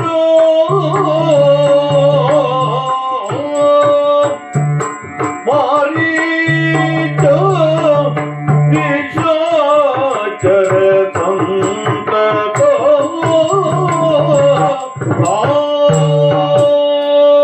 ಮಾವ, ರಾವಣ ಅದು ಏನು ನೀವು ನಿಂದು? ಇಷ್ಟೆಲ್ಲ ವಸ್ತುಗಳು, ಇಷ್ಟೆಲ್ಲ ಕಾಣಿಕೆ, ಮತ್ತೆ ನಿನ್ನ ಒಂದು ಹೊಗಳಿಕೆಯನ್ನೇ ಶುರು ಮಾಡಿದೀಯ. ಹೇಳಿ. ಸಾಮಾನ್ಯರಲ್ಲ ನೀವು. ಓಹೋ. ನಿಮ್ಮನ್ನ ನೋಡಿದಾಗ ಹೊಗಳದೇ ಇರ್ಲಿಕ್ಕಾಗುತ್ತದೆಯಾ? ಹ್ಮ್, ಪ್ರೀತಿಯಿಂದ ನಿಮ್ಮ ನೆನಪಿಸಿಕೊಂಡು ಓಡೋಡಿ ಬಂದು ಅದು ಸರಿ. ಇವತ್ತು ಹೊಗಳುವ ಮನಸ್ಸು ಯಾವತ್ತಿನಕ್ಕಿಂತ ಸ್ವಲ್ಪ ಹೆಚ್ಚೇ ಉಂಟು. ಅದೇ ಯಾಕೆ? ಅದು ಯಾಕಂದ್ರೆ ನಿಮಗೆ ಹ್ಮ್. ಅಲ್ಲ ವಯಸ್ಸೇ ಆಗುವುದಿಲ್ಲ ಅಥವಾ ದಿನ ಹೋದಾಗೆ ನಿಮಗೆ ತಾರುಣ್ಯ ಅನ್ನುವುದು ಬರ್ತದೆಯೋ ಅಂತ. ಓಹೋ, ಓಹೋ. ಆ ಕಣ್ಣಲ್ಲಿ ಹ್ಮ್. ಆ ತೇಜಸ್ಸು ಮತ್ತೆ ಮಾರೀಚ ಮಾವ ಹ್ಮ್. ಮಾವ ಮಾರೀಚ ಅಂದ್ರೆ ಮಾರೀಚ ಏನ್ ಅರ್ಥ? ಹಾ. ಮಾರು ವೇಷ ತೊಡುವುದರಲ್ಲಿ ನಿಸೀಮ. ಓಹೋ. ಆ ವಿಷಯದಲ್ಲಿ ನಮ್ಮ ಕುಲಕ್ಕೆ ನೀವು ತಿಲಕಪ್ರಾಯ ಇಲ್ಲ, ಅದೆಲ್ಲ ಹಿಂದೆ ಆಯ್ತು. ಇನ್ನಿಲ್ಲ ಈಗಿನ. ಅಲ್ಲ, ಹಿಂದಿನದನ್ನ ನೆನಪಿಸಿ ಈಗಿನ ವರ್ತಮಾನದಲ್ಲಿ ನಾವು ಏನು ಅನ್ನುವುದನ್ನ ಆಡಬೇಕಾಗುತ್ತದೆ. ಮತ್ತೆ ಇವತ್ತು ನೀವು ಸಾಕು, ಹೊಗಳಿಕೆ ಸಾಕು ಅಂತ ಹೇಳಿದ್ರು ನನಗೆ ನಿಲ್ಲಿಸಲಿಕ್ಕೆ ಸಾಧ್ಯ ಇಲ್ಲ. ಆ ಪರಿಯಲ್ಲಿ ಅದು ಅಂತರಂಗದಲ್ಲಿ ಸ್ಫೂರ್ತಿ ಹಾಗೆ ನಿಮ್ಮನ್ನು ಕಂಡಕ್ಷಣ ಹಾ, ಹಾ, ಹಾ, ಹಾ. ಮನಸಾರೆ ನಿಮ್ಮನ್ನ ಗುಣಗಾನ ಮಾಡಬೇಕು ಅನ್ನುವುದು. ಹ್ಮ್. ಯಾಕೆ ಮತ್ತೇನು ಅಲ್ಲ, ನಿಮ್ಮದ್ದು ದೊಡ್ಡತನ. ನೀವು ಹೇಳುವುದು ಹ್ಮ್. ಶುರು ಮಾಡಿದಾಗಲೇ ನೀವು ಗ್ರಹಿಸಿ ಹೊಗಳುತ್ತೇನೆ ಸಾಕು, ಮುಂದೇನು ವಿಷಯ ಅನ್ನುವ ಒಂದು ಸೂಚ್ಯವಾಗಿ ನನಗೆ ನೆನಪಿಸ್ತೀರಿ. ಅದು ನಿಮ್ಮ ದೊಡ್ಡತನ. ಆದ್ರೆ ಹಾ. ಮಾಯೆ, ನೀ ಮಾಯೆಯೊಳಗೋ ನಿನ್ನಳು ಮಾಯೆಯೋ ಅನ್ನುವಷ್ಟರ ಮಟ್ಟಿಗೆ ಹಾ. ಮಾಯಾ ವಿದ್ಯೆಯನ್ನ ತೋರಿಸಿದವರು ನೀವು, ನಮಗೆಲ್ಲ ಕಲಿಸ್ಕೊಟ್ಟವ್ರಿ ನೀವೇ. ಈಗ ನಾನು ಮಾಯಾವಿ, ನಮ್ಮಲ್ಲಿ ಬಹಳಷ್ಟು ಜನರಿದ್ದಾರೆ, ಆದರೆ ಗುರು ನೀವಲ್ವಾ. ಓಹೋ. ಆ ಮಟ್ಟಿಗೆ ಯಾವತ್ತೂ ನಾವು ನಿಮ್ಮನ್ನೇ ಆದರ್ಶಪ್ರಾಯರಾಗಿ ಕಾಣ್ತೇವೆ. ಆ ವಿಷಯದ ಮೇಲೆ ಒತ್ತಿದೆ. ಹಾ. ಏನಾದರೂ ಮಂಗ ಮಾಯ ಮಾಡಬೇಕು, ಪಂಗನಾಮ ಹಾಕಬೇಕು ಅಂತ ಅಂದ್ರೆ ಮಾರೀಚ. ಓಹೋ. ಹೌದು, ಅದು ನಮ್ಮೊಮ್ಮೆ ಆಶ್ಚರ್ಯ ಆಗುತ್ತದೆ. ಅಂತವರು ನೀವು ಈಗ ಹೀಗಿರ್ತೀರಲ್ಲ, ಹೀಗೆ ಮಾತಾಡ್ತೀರಲ್ಲ. ಹಾ. ಹಾಗಾದ್ರೆ ಬರೀ ನಿಮ್ಮ ಆ ರೀತಿಯಂತಹ ಕುಲದ ಕೌಶಲ್ಯವೋ, ಪರಂಪರೆಯಲ್ಲಿ ಬಂದಂತಹ ಮಾಯೆಯ ಕೌಶಲ್ಯ ನಿಮ್ಮ ಹತ್ರ ಇದೆಯೋ, ಆಚಾಕಚಕತ್ಯವೋ ಅಂತ ಕೇಳಿದ್ರೆ ಅಷ್ಟೇಯೋ? ಅಲ್ಲ. ನಿಶಾಚರರು ಸಹಜ, ರಾಕ್ಷಸರು ಅಂದ್ರೆ ನಿಶಾಚರರು. ಆದರೆ ಆ ನಿಶೆಯಲ್ಲಿಯೂ ಕೂಡ ಪ್ರತಿಯೊಬ್ಬರಿಗೂ ನಮ್ಮ ಕುಲದವರಿಗೆ, ಪೀಳಿಗೆಯವರಿಗೆ ಬೆಳಕನ್ನ ತೋರಿಸಿ ಹಿರಿಯರದ್ದಾದಂತಹ ಕ್ರಮವನ್ನು ನೀವು ಸ್ವಲ್ಪವೂ ತಪ್ಪದ ಹಾಗೆ ನಮ್ಮನ್ನೆಲ್ಲ ಪಳಗಿಸಿ ಅದರಲ್ಲಿ ಮುಂದುವರೆದು ಎಂತೆಂತ ಸಾಹಸವನ್ನು ಮಾಡಿದವರು ನೀವು. ಹಳೆಯದನ್ನ ನೆನಪು ಮಾಡಿಕೊಂಡ್ರೆ ಒಂದೋ ಎರಡೋ ಹೇಳಲಿಕ್ಕೆ. ಅಂದು ತಾಟಕಾವನದಲ್ಲಿ ಸಿದ್ಧಾಶ್ರಮ ವಿಶ್ವಾಮಿತ್ರರಂತವರು ಯಾಗ ಮಾಡಿ, ಅವರು ಯಾಗ ಮಾಡುವುದು ಯಾಕೆ? ದೈವ ಬಲ ಹೆಚ್ಚಾಗಬೇಕು, ಪರೋಕ್ಷವಾಗಿ ರಾಕ್ಷಸರ ಬಲ ಕುಂದಬೇಕು. ಹಾಗಾದ್ರೆ ವಿಶ್ವಾಮಿತ್ರರಾದಂತಹ ಸಿದ್ಧಿ ಪಡೆದಂತವರ ಯಾಗವನ್ನ ವಿಘ್ನ ಮಾಡಬೇಕು ಅಂದ್ರೆ ನಮ್ಮ ಪಾಳ್ಯದಲ್ಲಿ ಯಾರು ಅಂತ ಕೇಳಿದ್ರೆ ತಾಟಕಿಯ ಸಂಜಾತರಾದಂತ ಒಬ್ಬ ಮಾರೀಚ ಮತ್ತು ಸುಬಾಹು. ನೀವು ಸಹೋದರರಲ್ಲವ, ಅವಾಗ ಒಂದು ಮಾಡಿದ್ದು ಸಾಹಸ ಒಂದೊಂದು. ಋಷಿ ಮುನಿಗಳು ಸೋತು ಬಡವಾಗಿ ಹೋಗಿ ಅದ್ಯಾವುದೋ ಮಕ್ಕಳನ್ನ ಕರ್ಕೊಂಡು ಬಂದು ಆಮೇಲೆ ಆದದ್ದು ಅದು ಬಿಡಿ. ಆದ್ರೆ ಕಟ್ಲಿಕ್ಕೆ ಬರುದಿಲ್ಲ. ಅಲ್ಲ ನಾನು ಹೇಳುವುದೇನು, ನಿಮ್ಮ ತಾಯಿ ಮರಣ ಆಗಿದ್ದು ಆಯ್ತು, ಸುಬಾಹು ಮರಣ ಆಗಿದ್ದು ಆಯ್ತು, ಆದ್ರೆ ಆ ತಪ್ಪಿಸಿಕೊಂಡು ಬರಲಿಲ್ವ ನೀವು? ಅದು ಹೌದು, ತಪ್ಪಿಸಿಕೊಂಡೇನೋ ಅಥವಾ ನನ್ನನ್ನ ಬೇಕಂತ ತಪ್ಪಿಸಿದ್ರೋ ಗೊತ್ತಿಲ್ಲ. ಏನೇ ಇರಲಿ, ನೀವು ಅಂದು ಯಾವುದೋ ಒಂದು ಕಾರಣದಿಂದ ಅದು, ಯಾಕೆಂದ್ರೆ ಅಂತಹ ಸಂದರ್ಭದಲ್ಲಿ ಅದಕ್ಕೆ ಸಾಕ್ಷಿಯಾಗಿ ನೋಡಿದವ ಅಲ್ಲಿನರಳಿದ ಒಬ್ಬ ಉಳಿಬೇಕಾಗುತ್ತದೆ. ಅದು ಅದರಿಂದ ಮುಂದೆಷ್ಟು ಶ್ರೇಯೋಭಿವೃದ್ಧಿ ಆಗುತ್ತದೆ, ಅನುಕೂಲ ಆಗುತ್ತದೆ. ವೈರಿಪಾಳ್ಯವರದ್ದು ಸಾಕ್ಷಿಗೊಬ್ಬ ನೋಡಿ ಪ್ರತ್ಯಕ್ಷ ದರ್ಶಿ ಇದ್ದಾನೆ ಅಂದ್ರೆ ಅದು ಎಷ್ಟೋ ಒಂದು ಭವಿಷ್ಯಕ್ಕಾಗುತ್ತದೆ. ಹೌದು, ಒಂದು ಅಪಘಾತ ಆಯ್ತು ಅಂತ ಆದ್ರೆ ಅದನ್ನ ನೋಡಿದವನು ಮುಂದೆ ಬೇರೆಯವರಿಗೆ ಹೇಳಲಿಕ್ಕೆ ಅಲ್ಲಿ ಅಪಘಾತಕ್ಕೆ ಕಾರಣ ಏನು, ಅಂತಹ ಕೆಲಸ ಮಾಡಬೇಡಿ ಅಂತ ಹೇಳ್ಬೇಕಲ್ವೋ? ನೀವು ಮತ್ತೆ ಮತ್ತೆ ನಿಮ್ಮದ್ದು ಹೇಳ್ತೀರಿ, ನನ್ನ ಮುಗಿಲಿಲ್ಲ. ಯಾಕೆಂದ್ರೆ ಸರಿ, ಈಗ ಅದು ಒಂದು ಸಾಹಸದ್ದ ಹೇಳಬೇಕು ಅಂತಲ್ಲ ಅಲ್ಲ, ಇದಾಯ್ತು, ಸಾಹಸದ್ದಾಯ್ತು, ಮುಗಿತದೆ. ನಿಮ್ಮದು ಬೇರೆ ಬೇರೆ ಮುಖ ಉಂಟು, ನೀವು ಒಂದೊಂದು ಆಡೋದು ನನಗೆ ನಿಮ್ಮದು ಹಲವು ಮುಖ ಕಾಣುವುದು. ನಿನ್ನ ಮುಖದ ಹಾಗೆ ನನಗೂ 10 ಮುಖ ಉಂಟು ಅಂತ ಹೇಳ್ತೀವಿ. ವಜ್ರ ಬೇರೆ ಬೇರೆ ಕೋನದಿಂದ ನೋಡಿದಾಗ ಅದರ ಹೊಳಪು ಹೆಚ್ಚು. ಹೌದು, ವಜ್ರಕ್ಕೆ ಆಯಾಮಗಳು ಹೆಚ್ಚು. ಹಾಗೆ ಚಿನ್ನ, ಅಪ್ಪಟ ಚಿನ್ನ, ನೀವು ಆ ಚಿನ್ನವನ್ನು ಜಜ್ಜಿ ಅದನ್ನ ಕೆತ್ತಿ ಅದನ್ನು ಸುಡಿ ನೀವು ಬೆಂಕಿಯಲ್ಲಿ ಹಾಕಿ ಅದು ಮತ್ತು ಪ್ರಜ್ವಲಿಸ್ತದೆ ಹೊರತು ಅದರ ಕಾಂತಿ ಕುಂದುವುದಿಲ್ಲ. ಈಗ ಅದೆಲ್ಲ ನನ್ನ ಮೇಲೆ ಪ್ರಯೋಗ ಆಗ್ತದೆ. ಅಂತಹ ವೀರರು, ವಿಕ್ರಮರು, ಶೌರ್ಯರು ಅಷ್ಟೇ ಮನೋಹರರು. ನೀವು ಅಷ್ಟೇ ಮನೋಹರರು. ಹೇಗೆ ರೂಪದಲ್ಲಿ ಹೇಗಿದ್ದೀರಿ ಈಗ ನಿಮಗೆ ಗೊತ್ತಾಗುವುದಿಲ್ಲ. ನೀವು ಇಲ್ಲಿ ಒಬ್ಬರೇ ಏಕಾಂತದಲ್ಲೂ ಕೂರ್ತವರು, ನಿಮ್ಮದಾದಂತ ಯೋಗ್ಯತೆ ಪ್ರಭೆ ನಿಮಗೂ ಗೊತ್ತಾಗುವುದಿಲ್ಲ. ನಮ್ಮಂತವ್ರು ಹೇಳಬೇಕು. ಸರಿ ಸರಿ ಸರಿ. ಗಾಂಭೀರ್ಯವೂ ಅಷ್ಟೇ ಉಂಟು. ಮಾರಾಂಗ ಶರೀರದ ಜೊತೆಯಲ್ಲಿ ಆ ಗಾಂಭೀರ್ಯಕ್ಕೆ ಇನ್ನೊಂದು ಉದಾಹರಣೆ ಉಪಮೆ ಅಂತಾದ್ರೆ ಈಗ ನೀವು ವಾಸವಾಗಿದ್ದೀರಲ್ಲ ಈ ಸಮುದ್ರ. ಹೌದು, ಸಮುದ್ರವನ್ನು ನೀವು ಒಮ್ಮೆ ದಿಟ್ಟಿಸಿ ಅದು ಭಯಾನಕವಾಗಿಯೂ ಕಾಡುತ್ತದೆ. ರುದ್ರ ರಮಣೀಯ ಅಂತ ನಾವು ವರ್ಣಿಸ್ತೇವೆ. ಹಾಗೆ ಕೆಲವೊಮ್ಮೆ ಅಷ್ಟೇ ಶಾಂತವಾಗಿರ್ತದೆ. ಅದು ಸದಾ ಅಲೆಗಳು ಏರು ಇಳಿತ ಉಬ್ಬರಾತ, ಆದ್ರೆ ಅಷ್ಟೇ ಗಾಂಭೀರ್ಯವನ್ನು ಸದಾ ಕಾಪಾಡಿಕೊಂಡು ಅದರ ಗರ್ಭದಲ್ಲಿ ಏನೇನು ಇರುತ್ತದೆ, ಏನಿರುವುದಿಲ್ಲ ಹೇಳಲಿಕ್ಕಾಗ್ತದೆಯೋ ಅಂತಹ ವ್ಯಕ್ತಿತ್ವ. ರಾವಣ ಸಾಕಲ್ವಾ? ಈ ದಯೆ, ಕರುಣೆ, ಈ ವಿನಯ, ಈ ಸೌಜನ್ಯ, ಈ ಸಜ್ಜನಿಕೆ, ಅದು ಒಂದೊಂದು ನಾವು ಹೇಳಿದಾಗ ಒಂದೊಂದು ಬರ್ತಾ ಹೋಗ್ತದೆ. ನಮಗದು ನಿಲ್ಲಿಸಲಿಕ್ಕಾಗುವುದಿಲ್ಲ. ಅದು ಮುಂದೆ ಹೇಳಬೇಕಾಗುತ್ತದೆ. ಅಲ್ಲ, ನೀನು ಊಹಿಸಿದೆಯೇ ಏನು ಈ ರಾವಣ ಇವತ್ತು ಬಂದವ ಯಾಕೆ ಇಷ್ಟು ಹೊಗಳದ? ಖಂಡಿತ ಈಗ ಬಹಳ ಹೊಗಳೇ ಇಲ್ಲ. ಶತಕ್ಕೆ ಇರ್ಬೇಕು ಅಂತ ಹಾಗಾದ್ರೆ ಮನಸ್ಸಿನ ನನ್ನ ಮಹತ್ವಾಕಾಂಕ್ಷೆ ಅಥವಾ ಬಯಕೆ, ಹೆಬ್ಬಯಕೆಯನ್ನ ಇವತ್ತು ನಿಮ್ಮಲ್ಲಿ ಆಡಿಕೊಳ್ಳಬೇಕು. ಒಂದು ಶುಭ ಕಾರ್ಯವನ್ನು ನಿಯೋಜಿಸಿದ್ದೇನೆ. ಅದಕ್ಕಾಗಿ ನಿಮ್ಮಂತವರ ನೀವು ನಿವೃತ್ತಿ ಘೋಷಣೆ ಇಷ್ಟು ಬೇಗ ಹೀಗೆಲ್ಲ ಮಾಡಿ ಕುತ್ಕೊಂಡ್ರೆ ನಮ್ಮ ಲಂಕೆಗೆ ಆಗುವುದಿಲ್ಲ ಮಾವ. ನಿಮ್ಮ ಸಲಹೆ, ಸಹಾಯ, ನಿಮ್ಮಂತವರು ಕೈ ಜೋಡಿಸಿದ್ರೆ ನಮ್ಮ ಮಂಗಳ ಕಾರ್ಯ ಅದು ಒಂದು ಅದ್ದೂರಿಯಾಗಿ ನಾವು ಅಂದುಕೊಂಡ ಹಾಗೆ ನಿಮ್ಮ ಆಶೀರ್ವಾದದಲ್ಲಿ, ನಿಮ್ಮ ಬೆಂಬಲದಲ್ಲಿ ಅದು ಮುಂದೆ ಸಾಗುತ್ತದೆ ಅನ್ನುವಂತಹ ಆಶಯದೊಂದಿಗೆ ಇವತ್ತು ಬಂದಿದ್ದೇನೆ. ವಿಷಯ ಏನು ಗೊತ್ತುಂಟ ಅನ್ನಿಸ್ತು, ಒಂದು ವಿಷಯ ಇರ್ತದೆ ಅಂತ. ಯಾಕಂದ್ರೆ ಇಷ್ಟೆಲ್ಲ ನೀನು ದೊಡ್ಡ ಅಭಿನಂದನ ಭಾಷಣ ಮಾಡಿದೀಯ, ಸುವಸ್ತುಗಳ ಕಾಣಿಕೆಯನ್ನ ಕೊಟ್ಟಿದೀಯ, ಈ ರೀತಿಯ ಒಂದು ಸಂಭ್ರಮದ ವಾತಾವರಣ ನೀನು ಮುಟ್ಟಿಸಿದೀಯ ಅಂತಂದ್ರೆ ರಾವಣನಿಗೆ ಒಂದು ದೊಡ್ಡ ಮಹತ್ ಕಾರ್ಯ ಇದೆ ಅಂತಿದ್ದಲ್ಲ. ಏನಾಯ್ತು ಗೊತ್ತಾ? ರಾಘವನೆಂಬ ತನಿಗೋರ್ವಳು ತತಿ ನಗ ಕನಿಕೆಯ ಪೊಲುವಡಂತೆ, ರಾಘವನೆಂಬ ತನಿಗೋರ್ವಳು ತತಿ ನಗ ಕನಿಕೆಯ ಪೊಲುವಡಂತೆ, ನಾಗ ಕನಿಕೆಯ ಪೊಲುವಡಂತೆ, ಹೋಗುವೆನಾ ತರುವುದಕ್ಕೆ, ಹೋಗುವೆನಾ ತರುವುದಕ್ಕೆ, ಒಮೃಗವಾಗಿಯ ನೀನಲ್ಲಿ ದಾಡಬೇಕಲ್ರಿ, ಹೋಗುವೆನಾ ತರುವುದಕ್ಕೆ, ಒಮೃಗವಾಗಿಯ ನೀನಲ್ಲಿ ದಾಡಬೇಕಲ್ರಿ, ಒಮೃಗವಾಗಿಯ ನೀನಲ್ಲಿ ದಾಡಬೇಕಲ್ರಿ.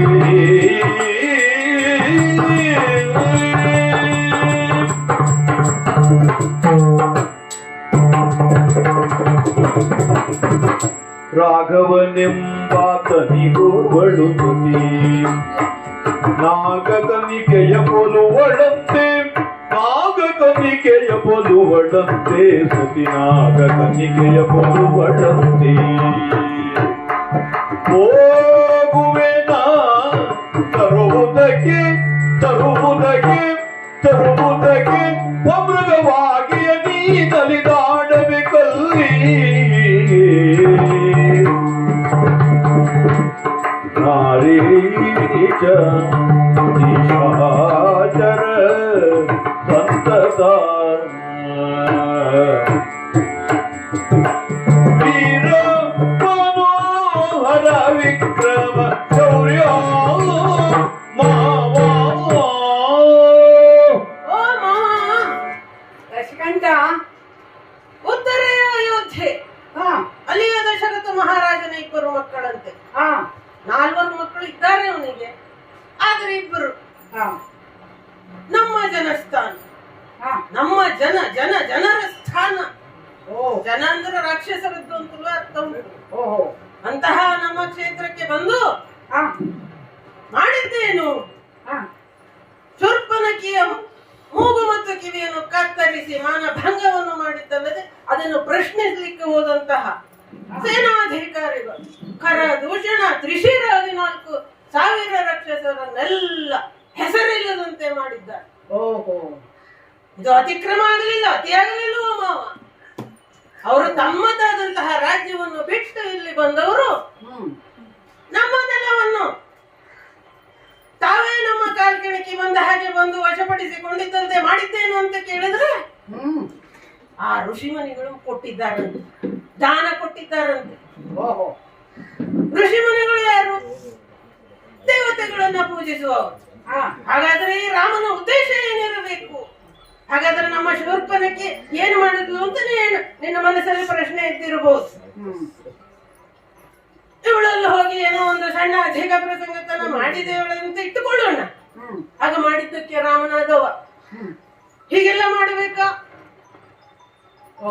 ಇದು ನನಗೆ ಅವಳಿಗಾದಂತಹ ನೋವು, ನನ್ನ ನೋವು ಅಲ್ವಾ, ನಿಮ್ಮ ನೋವು ಅಲ್ವಾ ಮಾರೀಚ ಮಾವ?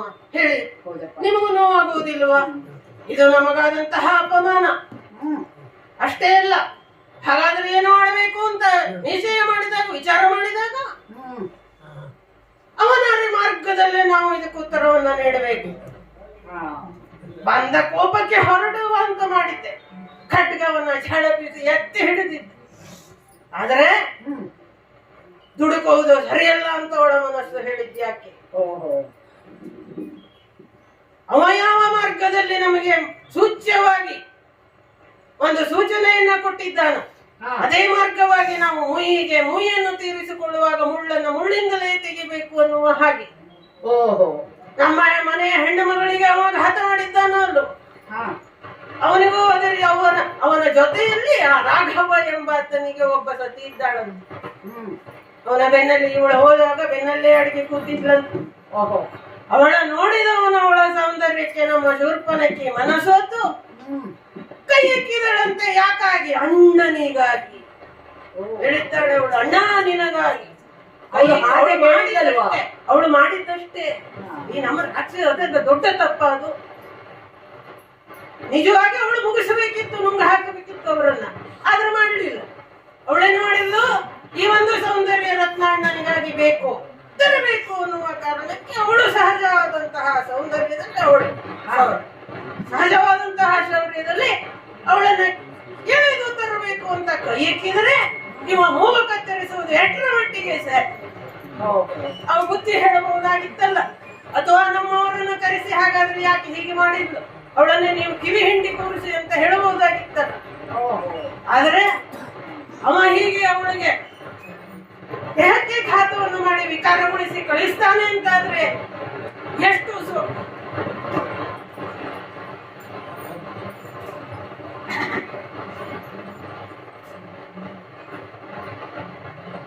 ಸಮುದ್ರದ ಅಲೆ ನೀನು ಮಾತಾಡು. ಅಲ್ಲ, ಒಂದರ್ಥದಲ್ಲಿ ಇಂಥ ವಿಷಯ ಸ್ವಲ್ಪ ಸಣ್ಣಕ್ಕೆ ಹೇಳಬೇಕು. ಸಣ್ಣಕ್ಕೆ ಯಾಕೆಂದ್ರೆ ರಹಸ್ಯವಾಗಿ ಇಟ್ಟಿದ್ದೇನೆ ಇದುವರೆಗೆ. ನಾನು ಹಾಗಾದ್ರೆ ಮಾರೀಚರಲ್ಲಿ ಹೀಗೊಂದು ಪ್ರಸ್ತಾಪ ಮಾಡ್ತೇನೆ, ಹೀಗೆಲ್ಲ ಯೋಜನೆ ಉಂಟು ಅಂತ ನಾನು ಸ್ಪಷ್ಟವಾಗಿ ಪೂರ್ತಿ ಹೇಳಲಿಲ್ಲ. ಈಗ ಇನ್ನ ಹೇಳ್ತಾ ಇದೀಯಾ? ಹೌದು, ನಿಮ್ಮ ಬಳಿ ಹೇಳಬೇಕು ಅನ್ನುವುದನ್ನೇ ನಾನು ಆ ಕಾರಣಕ್ಕಾಗಿಯೇ ಬಂದದ್ದು. ಸರಿ ಸರಿ. ಹಾಗಾದ್ರೆ ಏನು ಮಾಡಬೇಕು? ಆ ರಾಘವನ ಕಾಂತೆಯನ್ನ ರಾವಣ ಅಪಹರಿಸಬೇಕು. ನಿಶ್ಚಯಿಸಿದ್ದೆ. ಸೀತೆ ಇಲ್ಲದಂತಹ ಈ ಸ್ವರ್ಣ ಶೂನ್ಯ ಅಂತಃಪುರ ದಿಗು ಅನ್ನುತ್ತದೆ ಎನ್ನುವುದು ನನಗೆ ದಟ್ಟವಾದಂತಹ ಭಾವ. ಹಾಗಾಗಿ ಒಂದು ತಂಗಿಗಾದಂತಹ ನಷ್ಟಕ್ಕೆ ಮಾನಭಂಗಕ್ಕೆ ಪ್ರತೀಕ, ಇನ್ನೊಂದು ನಮ್ಮದಾದಂತಹ ನೆಲ ಭೂಮಿ ಪರರ ವಶವಾದ ಅಧಿಕಾರ ಅಲ್ಲಿ ಹೋಯ್ತಲ್ಲ, ಅದನ್ನು ಉಳಿಸಿಕೊಳ್ಳುವಂತಹ ಪ್ರತಿಷ್ಠೆ ಗೌರವ ಆಸೆಡು, ಇನ್ನೊಂದು ನನ್ನ ಅಂತರಂಗದ ಬಯಕೆ. ನಿಮ್ಮಂತವರಿಗೆ ಮರ್ಯಾದೆ ಆಗಬೇಕು. ನೀವು ಈಗ ಕೇಳಿ ಹೇಗೂ ಕೂಗಬೇಕಾಗಿತ್ತು, ನಿಜವಾಗಿ ನನಗಿಂತ ಹೆಚ್ಚು ನೀವು ಕೂಗಬೇಕಾಗಿತ್ತು. ಆದ್ರೆ ಹಾಗಾಗಿ ಮಾವ, ಈ ಒಂದು ನಿರ್ಧಾರಕ್ಕೆ ನಾನು ಬಂದಿದ್ದೇನೆ ಅಂದ್ರೆ ಇದಕ್ಕೆ ನಿನ್ನ ಸಹಾಯವೂ ಬೇಕು. ಈಗ ಹೋಗಿ ಹೀಗೆ ನಾನು ಸೈನ್ಯ ತಕೊಂಡು ಹೋಗಿ ಅಲ್ಲಿ ಯುದ್ಧ ಮಾಡಿ ಅವಳನ್ನು ತರುವುದು, ಪುಷ್ಪಕ ವಿಮಾನವನ್ನು ಏರಿಸಿ ತರುವುದೇನು ದೊಡ್ಡ ವಿಷಯವೋ? ಹಾಗಾದ್ರೆ ಅಲ್ಲವೇ ಅಲ್ಲ.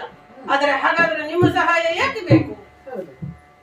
ಅವ ಹೇಗೆ ಮಾಡಿದ್ದಾನೆ ಹಾಗೆ ಅಲ್ಲಿ ದೌರ್ಬಲ್ಯ ರಾಮನದ್ದು ಹುಡುಕಬೇಕು. ನಾವು ಏಕಾಏಕಿ ಹೋಗಿ ಅವನನ್ನ ತಡುಕುವುದಲ್ಲ. ಆ ರಾಮನ ಸೈನ್ಯ ಬಲ ಏನೋ ಈಗ ತಂದವ ಅಲ್ಲ, ಅವರಿಬ್ಬರೇ 3 ಜನ ಇದ್ದು ಇಷ್ಟೆಲ್ಲ ಮಾಡಿದ್ದಾರೆ ಅಂತ ಆದ್ರೆ ನಾವು ಒಂದು ಉಪಾಯದಿಂದ ಅಲ್ಲಿ ಸ್ವಲ್ಪ ರಾಜನೀತಿ ನಮ್ಮದಾದಂತಹ ತಂತ್ರಗಾರಿಕೆಯನ್ನೆಲ್ಲ ಬೆರೆಸಿ ನಾವು ನೋಡ್ಬೇಕಾಗಿ ಈ ಸಲ ಬುದ್ಧಿ ಉಪಯೋಗಿಸ್ತೇವೆ ರಾವಣ. ಹೌದು, ಸ್ವಲ್ಪ ಸಂಯಮದಿಂದ ನಾನು ಒಂದು ಉಪಾಯವನ್ನು ಹೂಡಿದ್ದೇನೆ. ರಾಮನ ಶಕ್ತಿ ಹಾಗಾದ್ರೆ ಈಗ ಅವನಿಗೆ ಯಾಕಿದೆ, ಅಷ್ಟಿದೆ ಅಲ್ಲಿ ಹೇಗೆ? ಹಾಗಾದ್ರೆ ಯಾಕೆ ಅಂತ ಕೇಳಿದ್ರೆ ಅಂತಹ ಒಂದು ರತ್ನ ಅವನ ಬಳಿಯಲ್ಲಿ ಉಂಟಲ್ಲ, ಬಿಟ್ಟಿರುವುದಿಲ್ಲ. ನಮ್ಮ ಶೂರ್ಪನಕ್ಕೆ ಇಲ್ಲಾದ್ರೂ ತಾನೇ ತರ್ತಿದ್ಲು, ಕೈ ಇಕ್ಕಿ ಸೋತು ಬರ್ತಿರ್ಲಿಲ್ಲ. ಅಷ್ಟು ಅನ್ಯೋನ್ಯವಾದಂತಹ ದಾಂಪತ್ಯ. ಅವರೆಂತದ್ದು ವ್ರತದಲ್ಲಿದ್ದಾರೆ. ಹಾಗಾಗಿ ಆ ವ್ರತ ಭಂಗ ಆಗಬೇಕು. ಅವನು ವಿಲ ವಿಲ ವಿಲ ಒದ್ದಾಡಬೇಕು ಹೆಂಡತಿಯನ್ನ ಕಳೆದುಕೊಂಡು. ನಮ್ಮ ಶೂರ್ಪನಕ್ಕೆ ಎಷ್ಟು ವರ್ಷ ಅನುಭವಿಸ್ಲಿಲ್ವ ಪಾಪ. ಹಾಗಾಗಿ ಅದೇ ರೀತಿಯಲ್ಲಿ ರಾಮನ ಶಕ್ತಿಯ ದೌರ್ಬಲ್ಯವನ್ನ ಕಂಡು ಹಿಡಿದು ಅವನನ್ನ ಸತಾಯಿಸಿ ಅವ ಬೇಸರದಿಂದ ಹತ್ತು ಸತ್ರೆ ಸಾಯ್ಲಿ ಮಾವ, ಒಳ್ಳೇದಾಯ್ತು. ಅವ ಸಾಯ್ಲಿ, ಅಲ್ಲಿ ಬದುಕು ಉಳಿದನ ಅವ ಬರ್ತಾನೆ. ಬರ್ಲಿಕ್ಕಾದ್ರೆ ಹುಡುಕೊಂಡು ಬಹಳ ದೊಡ್ಡದುಂಟು. ನಾವು ಯೋಜನೆ ಹಾಕಿದ್ರೆ ಅಂತದ್ದೇ ಹಾಕಿ ನಿಮ್ಮ ಹೊರಗಿಸಿ ಸಾಯಿಸಿ ನಿಮ್ಮ ಬಳಿ ಒಂದು ಸಣ್ಣ ಸಣ್ಣ ವಿಜಯಕ್ಕೆಲ್ಲ ಬಂದು ನಿಮ್ಮನ್ನು ಎಬ್ಬುಸುವುದು. ಅವ ಹಾಗೆ ಅವ ಬಂದ್ರೆ ಬರ್ಲಿ, ನೋಡೋಣ. ಆಮೇಲೆ ಅವನನ್ನೇ ನಾವು ಕರೆಸಿಕೊಂಡು ಹಾಗೆ ಮಾಡುವುದು. ಹಾಗಾದ್ರೆ ಈ ಸೀತೆಯನ್ನು ಅಪಹರಿಸಿ ನನ್ನವಳನ್ನಾಗಿಸಿ ಮಾಡಿಕೊಳ್ಬೇಕು ಅಂತ ಆದ್ರೆ ಅಪಹರಣಕ್ಕೆ ಹೇಗೆ ಮಾಡ್ತೀನಿ? ನನ್ನ ಜೊತೆಯಲ್ಲಿ ನೀನು ನಿನ್ನನ್ನ ಮುಂದೆ ಬಿಡ್ತೇನೆ. ನೀ ಹೇಗೆ ಬರ್ಬೇಕು ಮಾವ? ಹೀಗಲ್ಲ, ನೀವು ನಿಮ್ಮದ ಹಳೆಯದ ಸ್ವಲ್ಪ ನೆನಪು ಮಾಡಿಕೊಳ್ಳಿ. ನಿಮ್ಮ ಮಾಯಾ ವಿದ್ಯೆಯನ್ನ ಆ ಇನ್ನೊಬ್ಬರಿಗೆ ಭ್ರಮೆ ಹುಟ್ಟಿಸುವುದು ಉಂಟಲ್ಲ, ಮೋಹ ಬೆಳೆಸುವುದು, ಇನ್ನೊಬ್ಬರ ತಲೆ ತಿರುಗಿಸುವುದು, ಅದೆಲ್ಲ ನಿಮ್ಮ ಪ್ರಾವೀಣ್ಯತೆಯನ್ನ ತೋರಿಸಬೇಕು. ಹಾಗಾದ್ರೆ ಹೀಗೆ ಯಾವುದೋ ರೂಪದಲ್ಲಿ ಹೋಗುವುದಲ್ಲ, ಒಂದು ಒಳ್ಳೆಯ ವೇಷವನ್ನೇ ನಿಮ್ಗೆ ಹೇಳ್ತೇನೆ. ಹೌದು, ನಿಮ್ಮ ಪ್ರತಿಷ್ಠೆಗೆ ನೀವು ಹಾಗಾದ್ರೆ ಈಗ ಮಾರೀಚರು ಹೀಗೆ ಹೋಗಿದ್ದಾರೆ ಅಂತಂದ್ರೆ ಅದರಲ್ಲಿ ಒಂದು ಮಹತ್ವ ಇರ್ತದೆ. ಹಾಗಾದ್ರೆ ಯಾವ ಮೃಗ ಪ್ರಾಣಿಯ ವೇಷದಲ್ಲಿ ನೀವು ಹೋಗಬೇಕು. ಎಂತೆಂಥದ್ದು ಹಂದಿ, ಮಂಗ, ಕರಡಿ, ಸಾಧು ಪ್ರಾಣಿ, ಸಾತ್ವಿಕ ಪ್ರಾಣಿ, ಜಿಂಕೆ. ಯಾಕೆಂದ್ರೆ ಅವರು ವ್ರತದಲ್ಲಿರೋರು, ಅವರು ಈ ಜಡ ವಸ್ತುಗಳನ್ನೆಲ್ಲ ನೋಡುವುದಿಲ್ಲಂತೆ. ಅವರೆಲ್ಲ ವ್ಯಾಮೋಹ ತೊರೆದು ಬಂದವರು. ಅವರು ಆ ಮಟ್ಟಿಗೆ ಅವರೆಲ್ಲ ಅದು ವಿಶೇಷ ಉಂಟು. ಹೌದು, ಎಲ್ಲವನ್ನು ನಾವು ಅಧ್ಯಯನ ಮಾಡಿದ್ದಾರೆ ನಮ್ಮವರು. ಅಂತವರು ನಾರು ಮಡಿ ಹುಟ್ಟು ಬಂದವರು, ಅಯೋಧ್ಯೆಯ ಸಕಲ ಆಭರಣ ಚಿನ್ನ ಎಲ್ಲ ಕಳಚೆಟ್ಟು ಬಂದವರು. ಬರೀ ಆ ಹೂವನ್ನು ಕೊಡ್ತಾರೆ ಅಂತಹ ವಿರಾಗಿಗಳಿಗೆ. ಅದಕ್ಕಾಗಿ ನೀನು ಈಗ ಯಾವುದೋ ಜಡವಸ್ತು ಆಗಿ ಒಂದು ಗೊಂಬೆಯಾಗಿ ಹೋದ್ರೆ ಆಗುವುದಿಲ್ಲ. ನೀವು ಚಿನ್ನದ ಪ್ರಾಣಿಯಾಗಿ ಹೋಗಬೇಕು, ಜೀವಂತ ಚಿನ್ನದ ಮಿಗ. ಹೌದು, ಆ ಜೀವದ ಸೆಲೆಯ ಚೈತನ್ಯದ ಒಂದು ಕಾಂತಿಯಿಂದ ಆ ಸೀತೆಯ ವ್ರತ ಭಂಗ ಆಗಬೇಕು, ಮೋಹಗೊಳ್ಳಬೇಕು, ನಿನ್ನನ್ನ ಬಯಸಬೇಕು. ಸುಂದರವಾದಂತಹ ಸಾಧು ಪ್ರಾಣಿ ಒಂದು ಜಂಗಾರದ ಜಿಂಕೆ ಅವರ ಆಶ್ರಮದ ಸುತ್ತು ಸುಳಿದಾಡ್ತಾ ಇದ್ರೆ ಅವಳು ಮೋಹಗೊಳ್ಳದೆ ಹೋಗುವುದಿಲ್ಲ, ಮರಳಾಗದೆ ಹೋಗುವುದಿಲ್ಲ. ಮರಳು ಗಟ್ಟಿಸಬೇಕು, ಹುಚ್ಚು ಹಿಡಿಸಬೇಕು ಅವಳು. ಹೌದು, ನೀವು ಮನಸ್ಸು ಮಾಡಿದ್ರೆ ಅವೆಲ್ಲ ಯಾವ ಕೆಲಸವೂ ಅಲ್ಲ, ದೊಡ್ಡ ಕೆಲಸವೂ ಅಲ್ಲ. ಹಾಗಾಗಿ ನೀವು ಹೋಗಿ ಅವರ ಆಶ್ರಮದ ಎದುರು ಪೊಮ್ಮಿಗವಾಗಿ ಕುಣಿದು ಅವಳನ್ನು ಕುಣಿಸಿ ನಿಮ್ಮ ಆ ಸುಳಿಯಲ್ಲಿ, ಮೋಹದ ಸುಳಿಯಲ್ಲಿ ಅವಳನ್ನು ಸೆಳೆದು ಆಮೇಲೆ ನಾನಿದ್ದೆ. ಹೌದು, ಅಂದ್ರೆ ನಿನ್ನ ಮೃಗೀಯವಾದ ಈ ಬಯಕೆಗೆ ನಾನು ಮೃಗ ಆಗ್ಬೇಕು. ನೀನು ಏನು ರಾವಣ ನೀ ಬಲು ಸಾಹಸಿಯಯ್ಯ,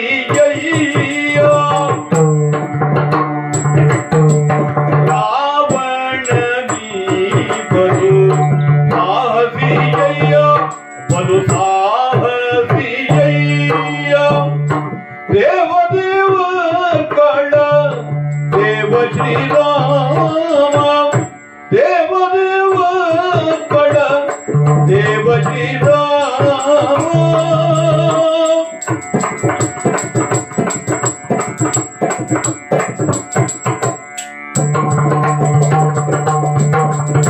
ಕೇವಲ ನರ ಜನ್ಮದಿ ಭುವಲಯದಿ, ಕೇವಲ ನರ ಜನ್ಮದಿ ಭುವಲಯದಿ ತಿರುಗಾಡುತ್ತಿರುವವರು, ತಿರುಗಾಡುತ್ತಿರುವವರು.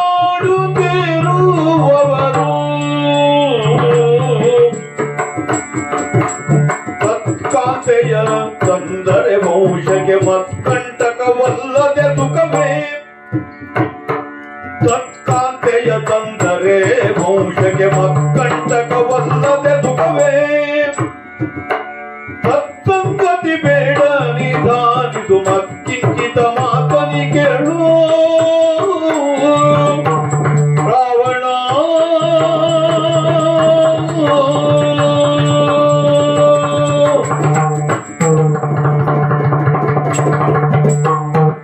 ರಾವಣ ನೀ ಬಲು ಸಾಹಸಿಯಯ್ಯ, ರಾವಣ. ರಾವಣ, ಮಾವ. ನೀನೇನು, ನಿನ್ನ ಸಾಹಸಗಳೇನು, ನೀನು 14 ಲೋಕಗಳಲ್ಲಿ ಮಾಡಿದಂತಹ ನಿನ್ನ ಪ್ರತಾಪ ಕಾರ್ಯಗಳೇನು, ನೀನು ಇಡೀ ಈ ಒಂದು ಲಂಕೆಯಲ್ಲಿ ನಾವು ರಾಕ್ಷಸರೆಲ್ಲ ಅಜ್ಞಾನದಲ್ಲಿ, ಕತ್ತಲೆಯಲ್ಲಿ, ಅಂಧಕಾರದಲ್ಲಿ ಇದ್ದಾಗ ಅದನ್ನ ಸ್ವರ್ಣ ಲಂಕೆಯಾಗಿಸಿ ನಮ್ಮನ್ನ ಎತ್ತರಕ್ಕೆ ಏರಿಸಿದವನು ನೀನು. ಈಗ ನಿಮ್ಮದು ನನ್ನ ಹೊಗಳುವ ಕಾರ್ಯ. ನಿನ್ನ ಸಾಹಸಗಳನ್ನ ನೆನಪಿಸ್ತಾ ಇದ್ದೇನೆ. ಈ ಒಂದು ಸನ್ನಿವೇಶದಲ್ಲಿ ಅತ್ಯಂತ ಮುಖ್ಯವಾದ ಕೆಲಸ ನಿನ್ನ ವಿವೇಕವನ್ನ ಎಚ್ಚರಿಸೋದಕ್ಕೆ ನಾನು ಮಾಡಲೇಬೇಕಾಗುತ್ತೆ. ನನಗೆ ಅತಳ ವಿತಳ ಸುತಳ ರಸಾತಳ ಮಹಾತಳ ಪಾತಾಳವೆಂಬ 7 ಕೆಳಗಿನ ಲೋಕಗಳು, ಭೂಲೋಕ, ಭುವರ್ಲೋಕ, ಸುರಲೋಕ, ಸತ್ಯಲೋಕ, ತಪಲೋಕ, ಜನಲೋಕ ಎನ್ನುವಂತಹ 7 ಮೇಲಿನ ಲೋಕಗಳು. 14 ಲೋಕಗಳಲ್ಲಿ ನಿನ್ನ ದಿಗ್ವಿಜಯವನ್ನ ಮಾಡಿ ಅಲ್ಲಿನ ಜೀವಿಗಳನ್ನ, ಜನರನ್ನ ಎಲ್ಲ ಗಡನೆ ನಡಗಿಸಿದವನು ನೀನು. ಮಾತ್ರವಲ್ಲ, ಆ ಮಹಾದೇವ ಶಿವ ಅವನ ಕುರಿತಾಗಿ ತಪಸ್ಸು ಮಾಡಿ ಅವನ ಆತ್ಮಲಿಂಗವನ್ನೇ ತಂದವನು ನೀನು ಅಲ್ಲವೋ. ಮಾತ್ರವಲ್ಲ, ನಿನ್ನಮ್ಮನ ಪೂಜೆಗಾಗಿ ಇಡೀ ಆ ಕೈಲಾಸ, ಶಿವ ಪಾರ್ವತಿಯರ ಸಹಿತವಾಗಿ ಕೈಲಾಸ ಪರ್ವತವನ್ನೇ ಎತ್ತಿಕೊಂಡು ಹೊರಟವನು ನೀನು. ಈಗ ಅದನ್ನ ಎತ್ತಿದಾಗ ನಿನ್ನ ಕೈಗಳು ಅದರ ಕೆಳಗೆ ಇದ್ದಾಗ ಆ ಈಶ್ವರ ಅದನ್ನ ಮೆಟ್ಟಿದ. ಅದರ ಕೆಳಗೆ ಇದ್ದಂತಹ ನಿನ್ನ ಕೈ ಅಲ್ಲಿ ಸಿಕ್ಕು ಬಿತ್ತು. ಆಗ ನಿನ್ನ ಚೀರಾಟ, ನಿನ್ನ ಗೋಳಾಟ, ನಿನ್ನ ಎಲ್ಲ ನೋವಿನ ಆಕ್ರಂದನ ಯಾವುದಕ್ಕೂ ಆತ ಕಿವಿ ಕೊಡದೇ ಇದ್ದಾಗ ಆ ಶಿವನ ಕಿವಿಯನ್ನ ಸೆಳೆಯುವುದಕ್ಕೆ ನೀನು ಮಾಡಿದ ಆ ಕೆಲಸ ಯುಗಗಳ ಕಾಲ ಜನ ನೆನಪಿಟ್ಕೊಳ್ಳೋ ಹಾಗಿದೆಯಲ್ಲ. ನಿನ್ನ 20 ತೋಳುಗಳಲ್ಲಿ ಒಂದು ತೋಳನ್ನ ಕತ್ತರಿಸಿಕೊಂಡು ಒಂದು ತಲೆಯ ರುಂಡವನ್ನು ಕತ್ತರಿಸಿ ಅದರಿಂದ ರಾವಣ ಹಸ್ತವೆಂಬ ವೀಣೆಯನ್ನ ಮಾಡಿ ನೀನು ಅದಕ್ಕೆ ನಿನ್ನ ಚಿನ್ನದ ಜಡಿವಾರವನ್ನ ಕಟ್ಟಿ ಅದನ್ನ ಬಾರಿಸಿ ಹ್ಮ್. ಸಾಮಗಾನವನ್ನೇ ನುಡಿಸಿದವನು. ಅಲ್ಲ ನೀನು ಹೀಗೆ ಅದಕ್ಕೆ- ಮುಂದೆ ಅಂತ ಹೇಳಲಿಕ್ಕಿದ್ದೆ ಅಂತ ಕುತೂಹಲ ಮೂಡಿತು. ಅಲ್ಲ, ಹ. ಆ ಸಾಮಗಾನ ಎಲ್ಲಿ ಹೋಯ್ತು ಕಡೆಗೆ ಹ್ಮ್ ಶಿವನ ಕಿವಿಯೊಳಗೆ ಹೋಗಿ ಹ್ಮ್. ಅವನು ಆಕರ್ಷಿತನಾಗಿ ನಿನ್ನಲ್ಲಿ ಬಂದು ಹ್ಮ್. ನೀನು ಕೇಳಿದ ವರವನ್ನೆಲ್ಲ ಕೊಟ್ಟನಲ್ಲ. ಅವ ಅದಕ್ಕೆ ಹೇಳಿದ್ದು ಹ್ಮ್. ನೀವು ಹೀಗೆ ಕಲ್ಲು ಬಂಡೆ ಮೇಲೆ ಒಬ್ಬರೇ ನಾರು ಮಾಡಿ ಕೂತು ಜಪ ಮಾಡಿದ್ರು ಹಳೇದೆಲ್ಲ ಇರ್ತದೆ. ಅಲ್ಲ, ಹಳೇದಿರ್ತದೆ, ಹಳೇದಿರ್ತದೆ. ಅದನ್ನ ನೆನಪಿಟ್ಕೊಂಡು ಹೊಸ ಹೆಜ್ಜೆ ಇಡಬೇಕಲ್ಲ. ಹಾ. ಅದಕ್ಕೆ ಹೇಳ್ತಾ ಇದ್ದೇನೆ. ಅಲ್ಲ, ನನಗೆ ಸಂತೋಷ. ಅಷ್ಟಕ್ಕೆ ಅಲ್ಲ ನೀನು ಬಿಟ್ಟದ್ದು, ಹ್ಮ್. ಇನ್ನೇನು ಮಾಡಿದೆ. ಹ್ಮ್. ಮತ್ತೆ ಆ ಕುಬೇರನ ಲಂಕಾನಗರಿಗೆ ಹೋಗಿ ಹ್ಮ್. ಅಲ್ಲಿದ್ದಂತಹ ಎಲ್ಲ ಐಶ್ವರ್ಯವನ್ನ ಈ ಲಂಕೆಗೆ ತಂದು ಸುರಿದೆ ನೀನು. ಹ್ಮ್. ಅಷ್ಟು ಮಾಡಿ ಬಿಟ್ಟಿಯೋ? ಇಲ್ಲ, ಹ. ನಿನಗೆ ನಿನ್ನ ಆಯುಷ್ಯದ ಕುರಿತಾದ ಎಚ್ಚರಿಕೆ ಇತ್ತು. ಅದಕ್ಕಾಗಿ ಬ್ರಹ್ಮನ ಕುರಿತಾಗಿ ತಪಸ್ಸು ಮಾಡಿದೆ. ಅವನಿಂದ ಪಡೆದಂತಹ ವರದಿಂದಾಗಿ ಹ್ಮ್. ಆ ಯಮನು ಕೂಡ ತನ್ನ ದಂಡವನ್ನ ನಿನ್ನೆದುರು ಎತ್ತೋದು ಬ್ರಹ್ಮದಂಡ ಅಂತ ಕೈ ಬಿಟ್ಟು ಹಾಕಿದ. ಹೀಗೆಲ್ಲ ಸಾಹಸ ಮಾಡಿದಂತಹ ನೀನು ಹ್ಮ್. ಈಗ ಮಾಡ್ತಾ ಇರುವ ಹೀನ ಕೆಲಸ ಏನಾಯ್ತು? ಹೇಯವಾದ ಕೆಲಸ, ಹೀನವಾದ ಕೆಲಸ. ಹ್ಮ್. ಅದು ಶ್ರೀರಾಮನಂತಹ ಅವನ ಹೆಂಡತಿಯನ್ನ ಕದ್ದು ತರುವ ಕೆಲಸ. ಓ, ಇದು ರಾಮ- ನಿನಗೆ ಯೋಗ್ಯವಲ್ಲ. ರಾಮನ ಹಾಗೆ ನೀವು ಒಮ್ಮೆ ನಡಗಿದ್ದನ್ನು ನಾನು ನೋಡಿದ್ದೇನೆ. ರಾವಣ ಇದು ಹೆದರಿದ್ದು ಹೌದು, ನೀವು. ನಡುಗಲ್ದು ಮಾತ್ರ ಅಲ್ಲ, ಹ್ಮ್. ಮುಂದೆ ಏನೇನು ಅನ್ನೋದನ್ನ ಹೇಳ್ತೇನೆ. ಹ್ಮ್. ಈಗ ಅವರು ರಾಮ ಲಕ್ಷ್ಮಣರು ಈ ಒಂದು ಕಾಡಿನಲ್ಲಿ ಮೇಡಿನಲ್ಲಿ ನಮ್ಮ ಹಾಗೆ ಅಲಿತಾ ಇದ್ದಾರೆ ಅಂತ ಮಾತ್ರಕ್ಕೆ ಹ್ಮ್. ಅವರನ್ನ ನೀನು ಸಾಮಾನ್ಯರು ಅಂತ ಹೇಳಿಸಬೇಡ. ಯಾಕೆ? ಅವರು ಹಾ, ನಿನ್ನ ಏನು ಇಡೀ ಅವರು? ಮನಸ್ಸು ಮಾಡಿದ್ರೆ ನಿನ್ನ ಇಡೀ ವಂಶವನ್ನ, ಇಡೀ ರಾಕ್ಷಸ ಲೋಕವನ್ನೇ ಸುಟ್ಟು ಹಾಕ್ತಾರೆ, ಅದು ನಾಶ ಮಾಡ್ತಾರೆ. ಆದ್ರಿಂದ ಹೇಳ್ತೇನೆ, ಹಾ. ಎಚ್ಚರಿಕೆಯಿಂದಿರು. ಅಲ್ಲ, ಈವರೆಗೆ ನೀನು ಮಾಡಿದ ಸಾಹಸಗಳ ಜೊತೆಗೆ ನೀನು ಮಾಡಿದ ಹೀನ ಕೃತ್ಯಗಳೂ ಇವೆ, ಅವನ್ನೆಲ್ಲ ಮರೆತು ಬಿಡು. ಈಗ ನೀನು ಎಚ್ಚರಿಕೆಯಿಂದ ಇರಬೇಕು. ಆದ್ರಿಂದ ಅಲ್ಲ, ಅವ ಯಾರು? ಏನಯ್ಯ? ನಿನಗೆ ಗೊತ್ತಿಲ್ಲ. ಏನಯ್ಯ? ಹೇಳ್ತೇನೆ ರಾವಣ ಯಾರು ಅಂತ. ನನ್ನ ಸಾಹಸ ಹೇಳಿದೆ, ಹೇಳು ನೋಡು ಅವನ ಸಾಹಸ. ಹೇಳ್ತೇನೆ ರಾಮ ಯಾರು ಅಂತ ಮೊದಲು ಅರ್ಥ ಮಾಡ್ಕೋ. ರಾಮನಾರೆಂದರಿಯೇಯ, ರಾಮನಾರೆಂದರಿಯದಾದೆಯಲ ಯಾರು? ರಾಮ ಯಾರೆಂದರಿಯದಾದೆಯಲ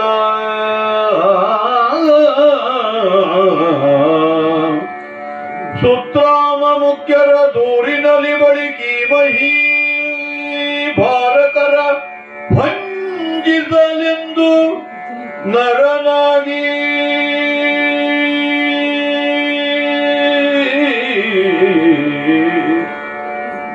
ಸುತ್ರಾಮ ಮುಖ್ಯರ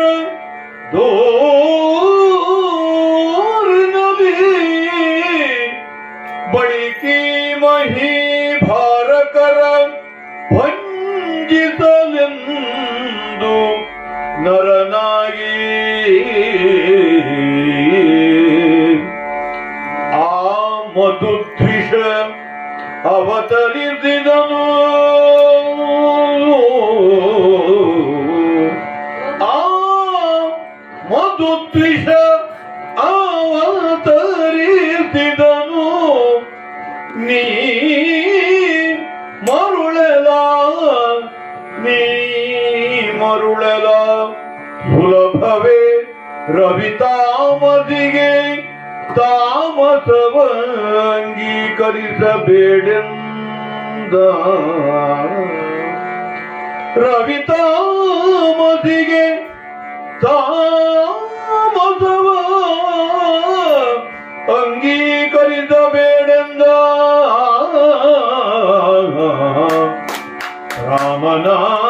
ರಾಮನಾರೆಂದರಿಯದಾದೆಯಲ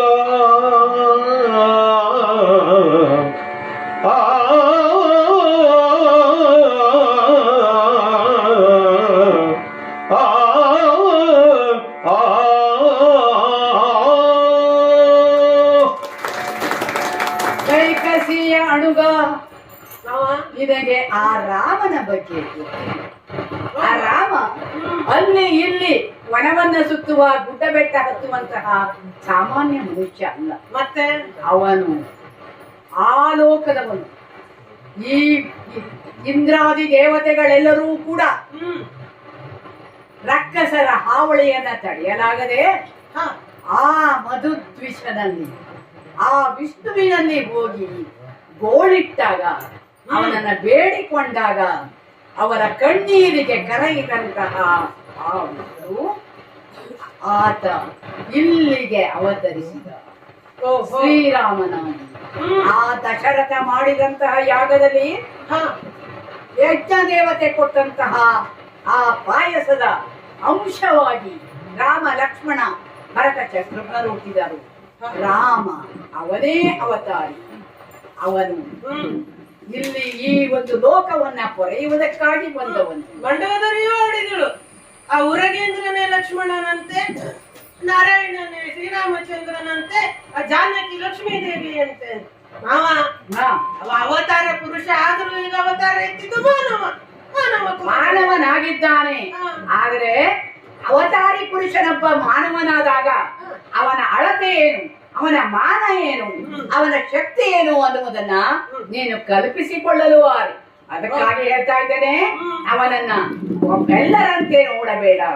ಅವನು ಬೆಳೆಯುತ್ತಾ ಇದ್ದಾಗ ವಿಶ್ವಾಮಿತ್ರರ ಆ ಎಲ್ಲ ಯಜ್ಞಗಳನ್ನ ರಕ್ಷಿಸುವುದಕ್ಕೆ ರಾಮ ಲಕ್ಷ್ಮಣರು ಅಲ್ಲಿ ಎಲ್ಲ ಕಡೆಯಲ್ಲಿ ಇರ್ತಾ ಇದ್ರು. ಅವರ ಸಿದ್ಧಾಶ್ರಮದಲ್ಲಿ ನಡೆದಂತಹ ಒಂದು ಯಜ್ಞಕ್ಕೆ ಅದನ್ನ ಹಾಳು ಮಾಡುವುದಕ್ಕೆ ನಾನು ನನ್ನ ಅಮ್ಮ ತಮ್ಮರು ಹೋದಾಗ ಅವರಿಬ್ಬರನ್ನ ಸಂಹರಿಸಿ ನಾನನ್ನ ಯಾವುದೋ ದೂರದ ದ್ವೀಪಕ್ಕೆ ಆತ ಒತ್ತಿ ಒಗೆದಾಗ ನಾನಾಗದೆ ನನ್ನ ರಾಕ್ಷಸತ್ವವನ್ನು ಬಿಟ್ಟೆ, ನಾನು ಮನುಷ್ಯನಾಗುವುದಕ್ಕೆ ಹೊರಟೆ, ನಾನು ತಪಸ್ಸನ್ನ ಮಾಡುವುದಕ್ಕೆ ಹೊರಟೆ. ಹಾಗೆಲ್ಲ ನನಗೆ ಅನಿಸಿತು ಅವನು ಮನುಷ್ಯನಲ್ಲ, ಅವನು ಸಾಮಾನ್ಯನಲ್ಲ ಅಂತ. ಆದ್ದರಿಂದ ನಿನಗೆ ನಾನು ಹೇಳ್ತಾ ಇದ್ದೇನೆ, ಅವನನ್ನ ಅರ್ಥ ಮಾಡಿಕೊ. 14,000 ರಕ್ಕಸರನ್ನ ಅವನು ಕೊಂದ ಅಂತಾದಾಗಲೇ ನೀನು ಅರ್ಥ ಮಾಡಿಕೊಳ್ಳಬೇಕಾಗಿತ್ತು. ಆದ್ದರಿಂದ ನೀನು ಅವನನ್ನ ಸರಿಯಾದ ಅಳತೆಯಲ್ಲಿ ಅರ್ಥ ಮಾಡಿಕೊಳ್ಳಬೇಕು. ಅವನನ್ನ ನೀನು ಎಲ್ಲ ಈವರೆಗೆ ನೀನು ಎದುರಿಸಿದಂತಹ ಜನರ ಹಾಗೆ ಅವರನ್ನ ಎದುರಿಸಬಾರದು. ಮಾತ್ರವಲ್ಲ, ಅವನು ಸೂರ್ಯನನ್ನ ಯಾವತ್ತಾದರೂ ನಾವು ತಾಮಸರು, ನಾವು ಕತ್ತಲೆಯೆಂದಾದರೂ ಹೋಗಿ ಸೂರ್ಯನನ್ನ ಎದುರಿಸುವುದು ಉಂಟೇನೋ? ಇಲ್ಲ. ಮಾತ್ರವಲ್ಲ, ಅವಳು ಸೀತೆ ಇದ್ದಾಳಲ್ಲ, ಅವಳು ಸಾಮಾನ್ಯಳಲ್ಲ, ಬೆಂಕಿಯವಳು. ಬೆಂಕಿಯಲ್ಲಿ ಉರಿಯುವ ಕೆಂಡವನ್ನ ಮಕ್ಕಳು ಅದು ಚಂದದ ಮಣಿ ಅಂತ ಹೋಗಿ ಹಿಡಿಯೋದಕ್ಕೆ ಹೋದ್ರೆ ಕೈ ಬೇಯುವುದಿಲ್ಲವೇನೋ ಎಂದು ಹೋಗ್ತದೆ. ಆದ್ದರಿಂದ ನೀನೇನಾದ್ರೂ ಆ ಸೀತೆಯನ್ನ ಹಿಡಿಯುವುದಕ್ಕೆ ಹೋದ್ರೆ, ಅವಳನ್ನ ನೀನು ಕದಿಯುವುದಕ್ಕೆ ಹೋದ್ರೆ ಆ ರಾಮ ಸುಮ್ಮನೆ ಇರ್ತಾರೇನೋ?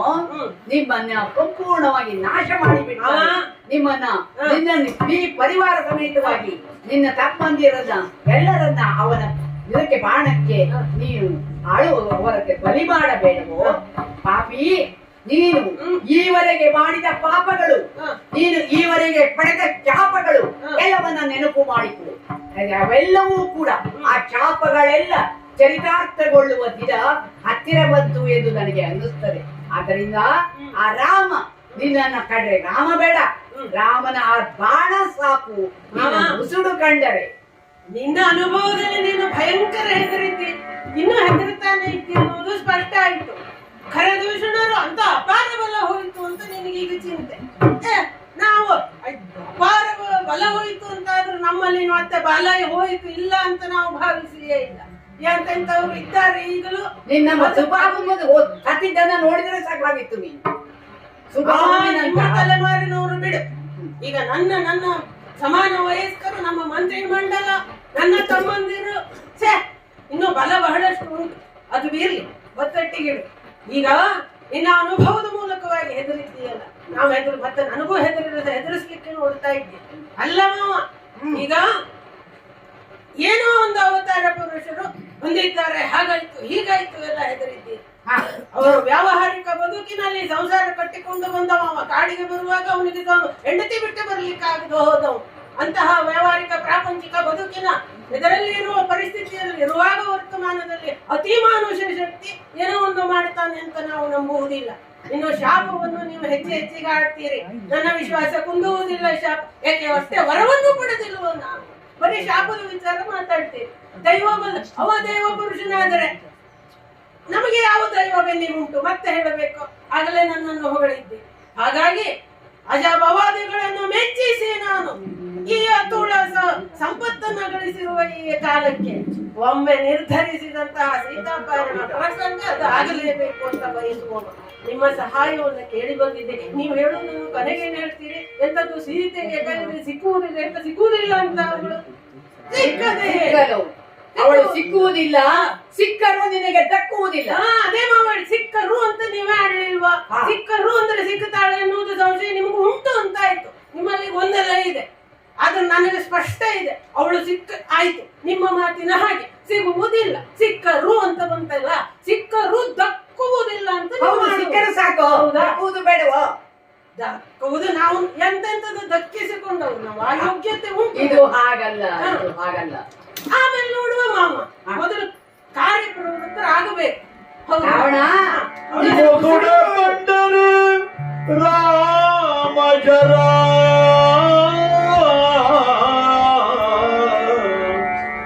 ಮುಸುಡ ಕಂಡರೆ ರಾಮಚರ, ಖಂಡಿಸದೆ ಬಿಡುವುದೇ ನಮ್ಮ, ಖಂಡಿಸದೆ ಬಿಡುವುದೇ ನಮ್ಮ ಅಕಟ.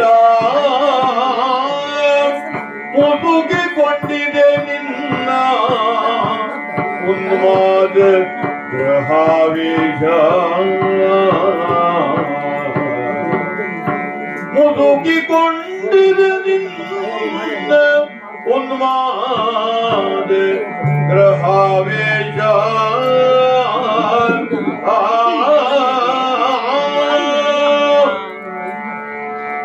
ರಾವಣ ನಿನ್ನ ಮುಸುಡು ಅಂತ ಹೇಳ್ತೇನೆ. ಯಾಕೆ ಗೊತ್ತೋ? ನಾವು ಇಷ್ಟು ದಿವಸ ನಿನ್ನನ್ನ ದಶವದನ ದಶಕಂಠ ಅಂತೆಲ್ಲ ಹೇಳಿದ್ವಿ. ಆದ್ರೆ ನಿಜವಾಗಿ ನಾವು ಹಿಂದ್ ಬಿಟ್ಟು ಮಾತನಾಡ್ತಾ ಇದ್ದಿದ್ದು ಅದು ಮುಸುಡು ಅಂತಲೇ. ಯಾಕೆಂದ್ರೆ ಹೇಳ್ತೇನೆ, ಸ್ವಲ್ಪ ಕೇಳು. ಈಗ ನಿನ್ನ 10 ಮುಖಗಳು ಒಂದಕ್ಕೊಂದು ಸೇರಿಕೊಂಡು ಆ ಕೆಂಪಾದ ಕಣ್ಣುಗಳೊಂದಿಗೆ ನಿನ್ನ ಆ ಮೀಸೆಯ ಜೊತೆಗೆ ಅವು ನಮಗೆ ಒಟ್ಟಿಗೆ ಕಾಡ್ತಾ ಇದ್ದದ್ದು ಮುಸುಡು ಅಂತ.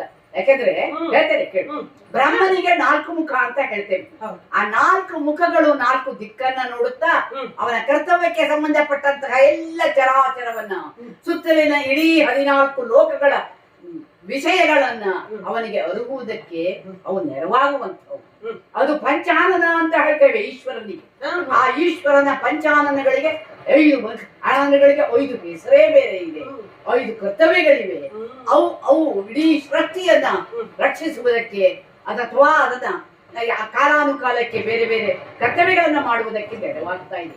ಆದರೆ ನಿನ್ನ ಈ 10 ಮುಖ ಉಂಟಲ್ಲ ಮುಸುಡು, ಅದು ನೋಡ್ತಾ ಇದ್ದದ್ದು ಒಂದನ್ನೇ, ಬರೇ ಎಲ್ಲಿ ಹೆಣ್ಣುಗಳು ಚಂದ ಕಾಣ್ತಾರೆ, ಎಲ್ಲಿ ಯಾವ ಹೆಣ್ಣುಗಳನ್ನ ನಾನು ಹೊತ್ತುಕೊಂಡು ಬರ್ಲಿಕ್ಕೆ ಆಗ್ತದೆ, ಬರೇ ನಿನ್ನ ಈ ಅಥವಾ ಯಾವುದೋ ಸುವಸ್ತು ಎಲ್ಲೆಲ್ಲಿ ಇದೆ ಅದನ್ನ ಹೇಗೆ ಕದ್ದುಕೊಂಡು ಬರ್ಲಿ ಅಂತ ಯೋಚನೆ ಮಾಡುವುದಕ್ಕೆ ಬಳಸ್ತಾ ಇದ್ದಂತ ದುಡ್ಡಿನ ಮುಖಗಳು. ಅದರಿಂದ ಮುಸುಡು ಅಂತ ಹೇಳ್ತೇನೆ. ಆ ನಿನ್ನ ಮುಸುಡನ್ನ ಕಂಡರೆ ಸಾಕು. ಆ ಯಾರು ರಾಮ ಅಲ್ಲ, ರಾಮನ ಶರ ಅದು ನಿನ್ನ ಅಟ್ಟಿಸಿಕೊಂಡು ಬಂದುಕೊಳ್ತದೆ. ಆದ್ದರಿಂದ ಹೇಳ್ತಾ ಇದ್ದೇನೆ, ಈಗ ಇಡೀ ಸೃಷ್ಟಿ ನಿನ್ನ ಹನನಕ್ಕೆ ಅಥವಾ ನಿನ್ನನ್ನ ನಾಶ ಮಾಡುವುದಕ್ಕೆ ಸಿದ್ಧವಾಗಿದೆ. ಆದ್ದರಿಂದ ಈ ನಿನ್ನ ಎಲ್ಲ ಕೆಟ್ಟ ಆಲೋಚನೆಗಳನ್ನ ಬಿಟ್ಟು ನಿನ್ನೆಲ್ಲ ಶಾಪಗಳನ್ನ ನೆನಪು ಮಾಡಿಕೊಳ್ತಾ ನೀನೀಗ ಮತ್ತೆ ಸರಿಯಾದ ಮನುಷ್ಯನಾಗುವುದಕ್ಕೆ ಅಥವಾ ನನ್ನ ನೀತಿಯ ದಾರಿಯಲ್ಲಿ ಹೋಗುವುದಕ್ಕೆ ನೀನು ಪ್ರಯತ್ನ ಮಾಡು. ಮತ್ತೆ ಮತ್ತೆ ಹೇಳ್ತೇನೆ, ಈ ಕೆಲಸ ಮಾಡ್ಬೇಡ. ಮತ್ತೆ ನೀನೇನಾದರೂ ಇದೇ ಕೆಟ್ಟ ಕೆಲಸಕ್ಕೆ ಮುಂದೆ ಹೋಗ್ತಾ ಇದ್ರೆ ನಿನ್ನ ಕೆಲಸಗಳಲ್ಲಿ, ನಿನ್ನ ಅಕಾರ್ಯಗಳಲ್ಲಿ ನಾನು ಖಂಡಿತವಾಗಿಯೂ ನಾನೀಗ ಬಿಟ್ಟು ನಿನ್ನ ಹೋಗುವುದಲ್ಲ, ನೀನು ಪೌಮ್ಮಿಕವಾಗಿ ಬರಬೇಕು. ನಾನು ಈಗ ರಾಕ್ಷಸನಲ್ಲ, ನಾನು ಮನುಷ್ಯನಾಗೋದಕ್ಕೆ ಹೊರಟವನು. ರಾಕ್ಷಸತ್ವವನ್ನ ಬಿಟ್ಟಿದ್ದೇನೆ. ಈ ನನ್ನ ಮಾಯಾ ಕೆಲಸಗಳು ಏನು ನಿನಗೆ ಸಹಾಯ ಮಾಡ್ತಿದ್ವು ಅದನ್ನ ನಾನೀಗ ಪ್ರಯೋಗಿಸುವುದಿಲ್ಲ. ನಾನು ನಿನ್ನ ಜೊತೆಗೆ ಬರುವುದು. ಇಷ್ಟು ಬೇಗ ನೀವು ನಿಮ್ಮ ಸಂಯಮ ಕಳ್ಕೊಳ್ಳುವುದಲ್ಲ. ಒಮ್ಮಿಗವಾಗಿ ಹೋಗಬೇಕು ಅಂತ ನಾನು ಹೇಳಿದೆ. ನನ್ನ ಮುಸುಡು ಕಾಣುವುದು ಅದು ಎರಡನೇ ಮಾತು. ಅಲ್ಲಿ ಮುಸುಡಲ್ಲಿ ಕಾಣುತ್ತದೆ ನೀವು ಹೋಗಬೇಕು ಮೃಗವಾಗಿ. ನಿಮ್ಮ ಚಂದದ ಬಂಗಾರದ ಜೀವಂತ ಜಿಂಕೆಯ ಮುಖವನ್ನು ನೋಡಿದಾಗ ಏನಾಗುತ್ತದೆ, 1 ವರ್ಷ ಈ ಹೆಣ್ಣು ಮಕ್ಕಳಿಗೆ ಬಂಗಾರ ಖರೀದಿ ಮಾಡಬೇಡಿ ಅಂತ ಯಾವ ರಾಜ ಘೋಷಣೆ ಮಾಡಿದ್ರು ಹೆಣ್ಣು ಮಕ್ಕಳು ಕೇಳುವುದಿಲ್ಲ. ಅವರು ಎಲ್ಲಾದರೂ ಹಾಗೆಯೇ ಈ ಸೀತೆಯು ಕೂಡ ಜೀವಂತ ಹೊನ್ನಿಗೆ ಮರಳಾಗದೆ ಹೋಗುವುದಿಲ್ಲ ಅನ್ನುವುದು ಸ್ಪಷ್ಟ. ಆದರೂ ನೀವು ಅವನ ಮಾತನ್ನು ಮತ್ತೆ ಮತ್ತೆ ರಾಮನನ್ನೇ ಹೊಗಳುತ್ತೀರಿ ಅಂತ ಇದ್ರೆ ಏನು ಉಪದೇಶ ಕೆಲವು ಬಲ್ಲೆನು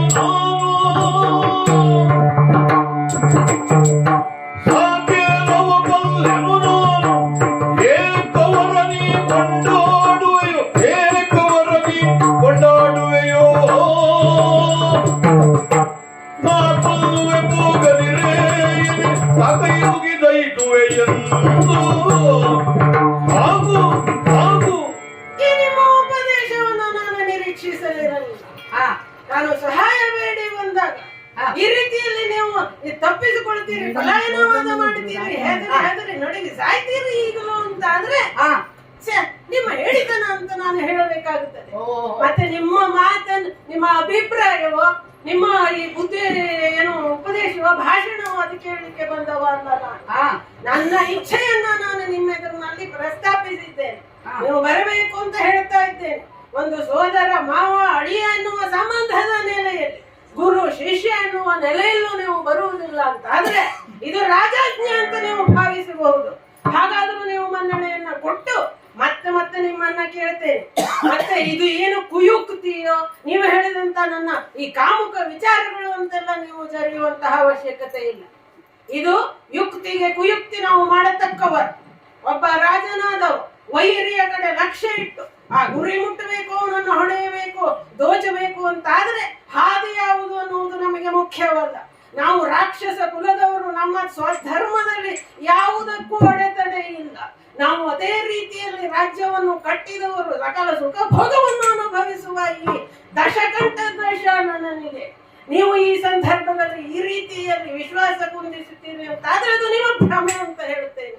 ಇವತ್ತು ಪುಷ್ಪಕ ವಿಮಾನವನ್ನೇರಿ ಗಗನ ಮಾರ್ಗವಾಗಿ ಮನಸ್ಸು ಇಚ್ಛೆ ಸಂಚರಿಸಬಲ್ಲಂತಹ ಸ್ವಾತಂತ್ರ್ಯ ಮುಕ್ತ ಸ್ವೇಚ್ಛೆಯನ್ನು ಹೊಂದಿದವನಾದಂತಹ ನನಗೆ ಆ ಸೀತಾ ಸುಖ ಸಂಪ್ರಾಪ್ತಿಯೇ ಪರಮ ಸೀಮೆ ಅಂತ ನಾನು ಈ ಕ್ಷಣದಲ್ಲಿ ಭಾವಿಸಿದ್ದೇನೆ. ಹಾಗಾಗಿ ಲಕ್ಷ್ಯ ಎಲ್ಲಿದೆಯೋ, ಯಾವುದೇ ಹಾದಿಯಾಗಲಿ ಅದು ಮುಖ್ಯ ಅಲ್ಲ. ನಮಗೆ ಗುರಿ ಮುಟ್ಟುವುದು ಮುಖ್ಯ. ಸೀತಾ ಅಪಹಾರ ಅನ್ನುವಂತಹ ಪ್ರಸಂಗ ಈಗ ನಾವು ಶುರು ಮಾಡುವುದಲ್ಲ, ಆಗಲೇ ಅವನೇ ಕಾಲಕ್ಕೆ ಬಂದು ಸಾಕಷ್ಟು ಪ್ರಕರಣಗಳಲ್ಲಿ ಬೆಳವಣಿಗೆಗಳು ನಡೆದಿದೆ. ನಮ್ಮ ಗೃಹ ಪ್ರವೇಶದಲ್ಲಿ ನಮ್ಮದಾದಂತಹ ಅಧಿಕಾರ ಹರಣ, ಮಾನದ ಹರಣ, ಇಷ್ಟೆಲ್ಲ ಆದಮೇಲೆ ಪ್ರತೀಕಾರಕ್ಕೆ ಪ್ರತೀಕಾರ, ಸೇಡಿಗೆ ಸೀಡು, ಮತ್ತೆ ನಮ್ಮ ಅಂತರಂಗದ ಬಯಕೆ, ಪಡೆಯಬೇಕಾದದನ್ನು ಪಡೆದೇ ತೀರುವಂತಹ ಈ ರಾವಣನನ್ನ ನೀವು ಹಾಗೆಲ್ಲ ಕಳಿಸಲಿಕ್ಕೆ ಸಾಧ್ಯ ಇಲ್ಲ. ಮನ ನಿಶ್ಚಯ ಮಾಡಾಗಿದೆ. ನಾವು ಹಾಗೆ ಪ್ರಭುತ್ವದಲ್ಲಿ ಕೇಳ್ತೇವೆ ಅಭಿಪ್ರಾಯವನ್ನು, ಹಿರಿಯರನ್ನು ಆ ಸಂಸ್ಕಾರ ಇಟ್ಟುಕೊಂಡಿದ್ದೇವೆ. ಮಡದಿಯನ್ನು ಮಾತಾಡಿಸಿದ್ದೇನೆ, ಮಂತ್ರಿ ವರಿಯರ ಆಕ್ಷೇಪ ಇಲ್ಲ, ತಾಯಿಯ ಆಸೆ ನಿಮಗೆ ಗೊತ್ತುಂಟು. ಇನ್ನು ಇಷ್ಟೆಲ್ಲ ಆಗಿ ಪರ ವಿರೋಧ ಅನ್ನುವುದು ಕೆಲವೊಂದು ಇರ್ತದೆ, ಆದರೆ ನಿರ್ಧಾರಕ್ಕೆ ಅಂತಿಮವಾಗಿ ನಾವೇ ಕೈಗಳು. ಅದೇ ಅಲ್ಲವ ನಾಯಕತ್ವ ಎಂದರೆ. ಈ ರಾವಣನ ಮಾರ್ಗ ನಡೆದದ್ದೇ ಹಾದಿ. ಹಾಗಾಗಿ ಮತ್ತೊಮ್ಮೆ ನಿಮಗೆ ಅವಕಾಶ ಕೊಡ್ತೇನೆ. ಈ ವಯಸ್ಸಿನಲ್ಲಿ ಇದು ನಿಮಗೂ ಶೋಭೆ ತರುವಂತದ್ದು. ಹಾಗಾದ್ರೆ ರಾಜನ ಮಾತಿಗೆ ಬೆಂಬಲವಿತ್ತಂತಹ ಮಾವ ಬೆನ್ನಿಂದ ಬಂದಿದ್ದಾನೆ ಅಂದ್ರೆ ಲಂಕೆಯ ಸಮಸ್ತ ಪ್ರಜೆಗಳಿಗೂ ಇದು ಒಂದು ಹೆಮ್ಮೆಯ ವಿಷಯ ಆಗುತ್ತದೆ. ಹಾಗಾಗಿ ಈ ಎಲ್ಲ ಕಾರಣಗಳನ್ನು ಇಟ್ಟುಕೊಂಡು ಈ ಪ್ರಸಂಗ ಮುಂದುವರಿಬೇಕಿಲ್ಲ ಅಂದ್ರೆ ಏನುಂಟು, ಇದಿಲ್ಲಿಗೆ ಮುಗೀತದೆ. ಹಾಗಾಗ್ಲಿಕ್ಕಾಗುವುದಿಲ್ಲ. ಹಾಗಾಗಿ ಒಮ್ಮಿಗವಾಗಿ ಹೋಗಬೇಕು. ನಾನು ಬರ್ತೇನೆ. ಎದುರುಗಡೆ ಮತ್ತೊಮ್ಮೆ ಕಟ್ಟ ಕಡೆಯಾಗಿ ಹೇಳಿ ಇಲ್ಲ ರಾವಣ, ನನ್ನ ದಾರಿ ಬೇರೆ, ನಿನ್ನ ದಾರಿ ಬೇರೆ. ನಾನು ರಾಕ್ಷಸ ದಾರಿಯನ್ನು ಬಿಟ್ಟಿದ್ದೇನೆ. ನಾನು ಮನುಷ್ಯನಾಗ್ತೇನೆ. ಖಂಡಿತವಾಗಿ ನಿನ್ನ ಜೊತೆ ಬರೋದಿಲ್ಲ. ಹಾಗಾದ್ರೆ ನನ್ನ ಚಂದ್ರಹಾಸವನ್ನು ಏನು ಮಾಡುತ್ತೇನೆ. ಇವನ ಕೈಯಲ್ಲಿ ಸಾವುದರಿಂದ ರಾಘವನ ಬಾಣದಿ ಮಡಿದೆ ನಾತರೆ, ರಾಘವನ ಬಾಣದಿ ನಾ ಮಡಿದೆ ನಾದರೆ, ದಿವಿಜಲೋಕವ ಪಾಲಿಸುವ ಈ ರಾಮ ತನಗೆಂದ ಹೋಗುವೆ ತಮ್ಮಯ್ಯ ಹೋಗುವೆ ಹೋಗುವೆ ತಮ್ಮಯ್ಯ ಹೋಗುವೆ ನಿನ್ನ ಕೈಯಲ್ಲಿ ಪೆಟ್ಟು ತಿಂದು ಸಾವುದರಿಂದ ನರಕವೇ ಸಾಧ್ಯವೋ ತನಗಿಂದು ರಾಮನ ಬಾಣಗೋ ಬಲಿದರೆ ಈರೇಳು ಲೋಕದ ಮೋಕ್ಷವ ಪಡೆವೆ ಹೋಗುವೆ ಹೋಗುವೆ ಹೋಗುವೆ ಹೋಗುವೆ ನಮ್ಮಯ್ಯ ಹೋಗುವೆ ನಾ ಹೋಗುವೆ. ಇವನ ಕೈಯಲ್ಲಿ ಸತ್ತರೆ ಕೆಟ್ಟ ಕೆಲಸ ಮಾಡುವವರನ್ನವರು ಯಾರನ್ನಾದರೂ ಕೊಂದ್ರೆ ಅವರು ನರಕಕ್ಕೆ ಹೋಗ್ತಾರೆ. ಹಾಗೆ ಇವನ ಕೈಯಲ್ಲಿ ನಾನೇನಾದರೂ ಪೆಟ್ಟು ತಿನ್ನಿಸಿದ್ರೆ ನಾನು ಹೋಗುವುದು ನರಕಕ್ಕೆ. ಅದೇ ಆ ರಾಘವನ ಎದುರಿಗೆ ಹೋಗಿ ಅವನಿಂದ ನಾನೇನಾದರೂ ಬಾಣ ಪ್ರಯೋಗಕ್ಕೆ ಒಳಗಾಗಿ ಸತ್ತರೆ ಈ 14 ಲೋಕಗಳಿಗೆ ಸಿಗುವಂತಹ ಶ್ರೇಷ್ಠವಾದ ಸ್ವರ್ಗ ನನಗೆ ಸಿಗ್ತದೆ. ಆದ್ದರಿಂದ ಈಗ ನಾನು ಅವನಿಗೆ ಹೋಗುತ್ತೇನೆಂದು ಒಪ್ಪಿಕೊಳ್ಳುವುದೇ ಒಳ್ಳೆಯದು. ರಾವಣ, ನೀನು ಹೇಳಿದ ಹಾಗೆ ನಾನು ಹೋಗ್ತೇನೆ. ಹೋಗಿ ಆ ಸ್ವರ್ಣಾಕ್ಷಿಯ ಎದುರು ಸ್ವರ್ಣ ಮೃಗವಾಗಿ ನೃತ್ಯ ಮಾಡ್ತೇನೆ. ಕುಣಿ ಅತ್ತ ಇತ್ತ ಕುಣಿಯುವುದು ಬೇಡವ, ಹೋಗಿ ನಿಂತು ಸಾಕ ಮಾಡ್ತೇನೆ. ನಾನು ಹೋಗ್ತೇನೆ, ಸ್ವರ್ಣ ಮೃಗವಾಗಿ ಕುಣಿತೇನೆ. ಹೌದು, ಅಷ್ಟಾಗಬೇಕು. ಬನ್ನಿ ಹೊರಡೋಣ. ಕಡೆ ಕಡೆ ಕಡೆ ಆದಡೆಲವೋ ಕೇಳು ತೋರ್ಪೀರೈದು ತಲೆಗಳ ಬೈತಿಡುತ್ತ ಕೇಳು ತೋರ್ಪೀರೈದು ತಲೆಗಳ ಬೈತಿಡುತ್ತ ಬಲು ಕೈದುಗಳ ಬಿಸುಟು ಅಡಗಿಸಿ ರಾಕ್ಷಸ ಕಳೆ ಬರವ ಐದೆ ತಾಪದ ವೇಷವನು ಬಳಿ ಕೈದೆ ತಾಪದ ವೇಷವನು ಪರವನಿತ ವ್ಯಸನಗಳಿಗಾದ ಪರಿಯನು ಓರುವ ಪಾಪಕ್ಕೆ ಹೊರಗು ತಾನೆಂದ ಆದಡೆಲವೋ ಕೇಳು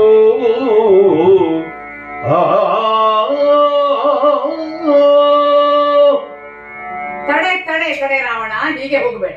ಏನು ನೀನು ಬದಲಾಗಿ ಹೋಗ್ಬೇಕು. ನೀನು ಬದಲಾಗ್ತೀಯೋ ಇಲ್ಲೋ ಬೇಡ, ಬದಲಾದ ವೇಷದಲ್ಲಿ ಹೋಗ್ಬೇಕು. ಈಗ ನಿನ್ನ ಕೈಯಲ್ಲಿ ಉಂಟಲ್ಲ ಆ ಖಡ್ಗ, ಆ ಚಂದ್ರಹಾಸ, ಅದು ಇದು ಅದನ್ನ ದೂರ ಇಡು. ಮತ್ತೆ ನಿನ್ನ 10 ಮುಖ ಉಂಟಲ್ಲ ಅದನ್ನ ಒಂದು ಮುಖದಲ್ಲಿ ಅಡಗಿಸಿ, ಒಂದು ಮುಖದಲ್ಲಿ ಅದನ್ನ ಅಡಗಿಸಿ ಅದನ್ನ ಕಾಣಿಸದೆ ಮತ್ತೆ ನಿನ್ನ ವೇಷ ಬದಲಾಯಿಸು.